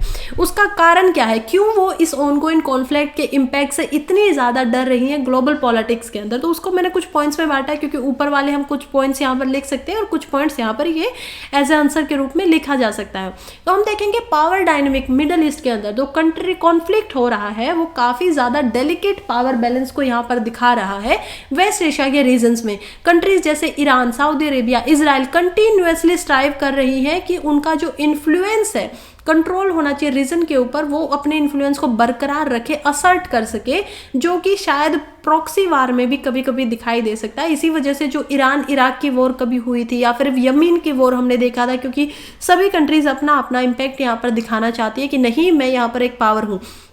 तो हम देख पा रहे हैं कि पावर डायनेमिक है, पावर का स्ट्रगल दिखाई दे रहा है डिफरेंट डिफरेंट कंट्रीज के बीच में, जो कि बार बार इंस्टेबिलिटीज को लीड कर रहा है। इन्हीं कारणों की वजह से जो इंस्टेबिलिटीज की हम बात कर रहे हैं वो यहाँ पर दिखाई देती है। तो यही सारे वो रीजंस है। सेकंड पॉइंट हम देखेंगे ग्लोबल ऑयल मार्केट। देखिए अब इनके ऊपर तो जो पोजीशनिंग पड़ रही है वो तो ठीक है, लेकिन जो पूरी की पूरी ग्लोबली ऑयल की मार्केट है, वेस्ट एशिया एक तरीके से largest oil and gas reserve globally करता है, राइट। तो ग्लोब के लिए पूरी की पूरी इंडिया के लिए भी, इंडिया भी तो यहीं से अपनी जो गैस है या फिर ऑयल है वो लेके आता है ना। तो ग्लोबली ये पोजीशनिंग बहुत इंपॉर्टेंट, और इस पॉलिटिकल इंस्टेबिलिटी की वजह से जो रीजन में दिखाई दे रहा है पूरे ग्लोब के अंदर वर्ल्ड वाइड आपको एनर्जी का वोलेटाइल दिखाई देगा कि बहुत ज़्यादा कभी कभी एनर्जी के प्राइस बढ़ चुके हैं क्योंकि कम पहुंच पा रहा है। इकोनॉमिक डिपेंडेंट जो ऑयल इंपोर्टर्स और एक्सपोर्टर्स हैं उनकी इकोनॉमीज को यहाँ पर इम्पैक्ट हो रहा है। बहुत ही ज़्यादा प्रॉब्लमेटिक ये सिचुएशन यहाँ पर है। थर्ड पॉइंट हम देखेंगे जो कि है टेररिज्म एंड सिक्योरिटी के ऊपर। कॉन्फ्लिक्ट काफ़ी टाइम पे जो लीड कर रहा है, एक्सट्रीमिस्ट ग्रुप यहाँ पर छाए हुए हैं, लीड हो रहे हैं, राइज हो रहे हैं, जैसे कि ISIS की हम बात करें जो कि पूरे ग्लोब की सिक्योरिटी को जिनसे खतरा है थ्रेटन कर रहे हैं, डरा रहे हैं, धमका रहे हैं। अनस्टेबल एनवायरनमेंट जो दिखाई दे रहा है अभी, वो एक फर्टाइल ग्राउंड बन रहा है रिक्रूटमेंट के लिए और रेडिकलाइजेशन के लिए। देखिए क्या होता है, अगर आपको कोई चीज़ बोनी है, मान लीजिए आपको खेती करनी है गेहूं की, आप खेती करने से पहले उस लैंड के अंदर जो खाद उसको चाहिएगा, जो जो चीज़ें उसको चाहिएगा, उसको फर्टाइल बनाएंगे ना, ताकि उसमें ज़्यादा खेती प्रोड्यूस हो चुके। जो ये कंडीशन हो रही है जिसकी वजह से लोग परेशान हो गए, इतनी प्रॉब्लमेटिक सिचुएशन है, लोग अपने घरों में नहीं जा रहे हैं, उनके ऊपर हमले हो रहे हैं, किसी के इंसान की डेथ हो चुकी है फैमिली मेम्बर्स की, तो वो एक फर्टाइल ग्राउंड बन चुका है कि ये ISI के जो वनरेबल लोग हैं, पीपल हैं, उनको रिक्रूट कर सकते हैं, आइए हम बदला लेंगे। तो उनके अंदर भी वो सिचुएशन है। तो रेडिकलाइजेशन यहाँ पर बहुत ज़्यादा देखने को मिल सकता है इन सारे अटैक्स की वजह से। तो अटैक चाहे वो ईरान में हो या फिर वो अटैक चाहे इजराइल में हो, ये इंटेंसिफाई कर सकते हैं, बढ़ा सकते हैं। जो पहले ही इतने खतरनाक चीज़ें हमें दिखाई दे रही है और सिक्योरिटी जो है, इनसिक्योरिटी जो कि वर्ल्ड वाइड, वो बढ़ सकती है इसकी वजह से। इसीलिए इस चीज़ का ध्यान रखना चाहिए। नेक्स्ट हम यहाँ पर देखेंगे ह्यूमैनिटेरियन क्राइसिस। तो ह्यूमैनिटेरियन क्राइसिस यहाँ पर दिखाई दे रहा है। ऑनगोइंग जितने भी कॉन्फ्लिक्ट है उसने एक ह्यूमैनिटेरियन क्राइसिस तो बना दिया है, ये बात तो बिल्कुल माननी पड़ेगी। काफी लार्ज नंबर ऑफ रिफ्यूजीज यहाँ पर बन गए हैं, फोर्स माइग्रेशन हो रहा है, लोग छोड़ छोड़ के भाग रहे हैं अपने देश को। कोई इजिप्ट में भागना चाहता है, कोई सूडान में घुसना चाहता है, फेमाइन दिखाई दे रहा है, और ह्यूमन राइट्स का तो भर भर के वायलेशन यहाँ पर हुआ है। चाहे फिर द सीरियन सिविल वॉर की बात हो जाए एज एन एग्जाम्पल, जो कि आज तक की सबसे बड़ी सिग्निफिकेंट रिफ्यूजी क्राइसिस के तरह दिखाई देती है रिसेंट टाइम में। तो ये क्राइसिस हमेशा क्या करते हैं, ग्लोबल रिस्पॉन्स की डिमांड करते हैं और बहुत ज़्यादा प्रेशर डाल देते हैं उन रीजन्स पर जो इनको असाइमल दे रहे हैं, या जो ये लोग आए हैं जहाँ से रिफ्यूज़ होके, जहाँ से इनको निकाला गया है, और जिस जगह पर ये पहुँच जाते हैं तो उनके ऊपर ये एक एज अ प्रेशर की तरह दिखाई देते हैं। नेक्स्ट पॉइंट हम देखते हैं जो कि है इंटरनेशनल रिलेशंस में जो कॉन्फ्लिक्ट वेस्ट एशिया में हो रहा है वो काफ़ी कॉम्प्लेक्स वेब बना रहा है अलाइज की। अब देखिए इजराइल और यूएसए यहाँ पर एक साथ बन गए हैं, फिर क्योंकि यूएसए की जो है वो रशिया के साथ नहीं बनती है तो रशिया चाइना अलग बन गए हैं, यूरोपियन कंट्रीज अलग से कोई डिप्लोमेटिक एनवायरनमेंट क्रिएट कर रहे हैं। तो ये समझ में नहीं आ रहा है कि सभी कंट्रीज के अपने अलग अलग इंटरेस्ट है, चाहे वो यूएस हो, चाहे वो रशिया हो, चाहे वो चाइना हो, चाहे वो यूरोप हो, और वो डिप्लोमेटिक एनवायरनमेंट से यहाँ पर खेल रहे हैं। तो एक दूसरे के खिलाफ भी वो इसमें दिखाई दे रहे हैं। यहाँ पर अपनी इंटरनेशनल जो उनके रिलेशन है उनको यहाँ पर स्ट्रेन बहुत ज़्यादा पड़ रहा है। एग्जाम्पल की तरफ से देखा जाए तो जो डाइवर्जेंट रिस्पॉन्स देखा जा सकता है वेरियस नेशंस का ईरानियन न्यूक्लियर डील के ऊपर, तो वो भी इसकी कॉम्प्लेक्सिटी को और ज़्यादा बढ़ा रहा है। क्या है ईरानियन न्यूक्लियर डील, वो हम देखते हैं न्यूक्लियर प्लोरिफिकेशन के अंदर। तो देखिए ईरान के अंदर एक न्यूक्लियर प्रोग्राम चल रहा है जो कि इंटरनेशनल स्टेबिलिटी के लिए काफ़ी बड़ा खतरा है, कंसर्न है, चिंताजनक है। इसी वजह से यहाँ पर यूएसए एज अ कंट्री कह रही है कि नहीं, आप ये न्यूक्लियर जो है ये नहीं बना सकते। यहाँ पर रशिया क्योंकि यूएसए के खिलाफ रहता है तो वो कह रहा है हाँ हाँ मैं आपके साथ हूँ, बना लीजिए। तो आप यूनाइटेड नेशंस के अंदर इसको ट्रीटी के तहत जो न्यूक्लियर प्रोलिफिकेशन ट्रीटी है उसको बनाया गया है। अब उस ट्रीटी के हिसाब से क्या है कि आप इसको कोई नहीं बनाएगा सिवाय इलेक्ट्रिसिटी के अलावा, क्योंकि ये सभी के लिए वर्ल्ड वाइड खराब है। तो इन सारी चीज़ों का ध्यान रखा गया है। लेकिन कुछ वीटो पावर कंट्रीज है जो वीटो यहाँ पर प्रोवाइड करवा सकती है, जो कि होती है यूनाइटेड नेशन की सिक्योरिटी काउंसिल में, और ये कितनी है, सिर्फ 7 कंट्रीज है।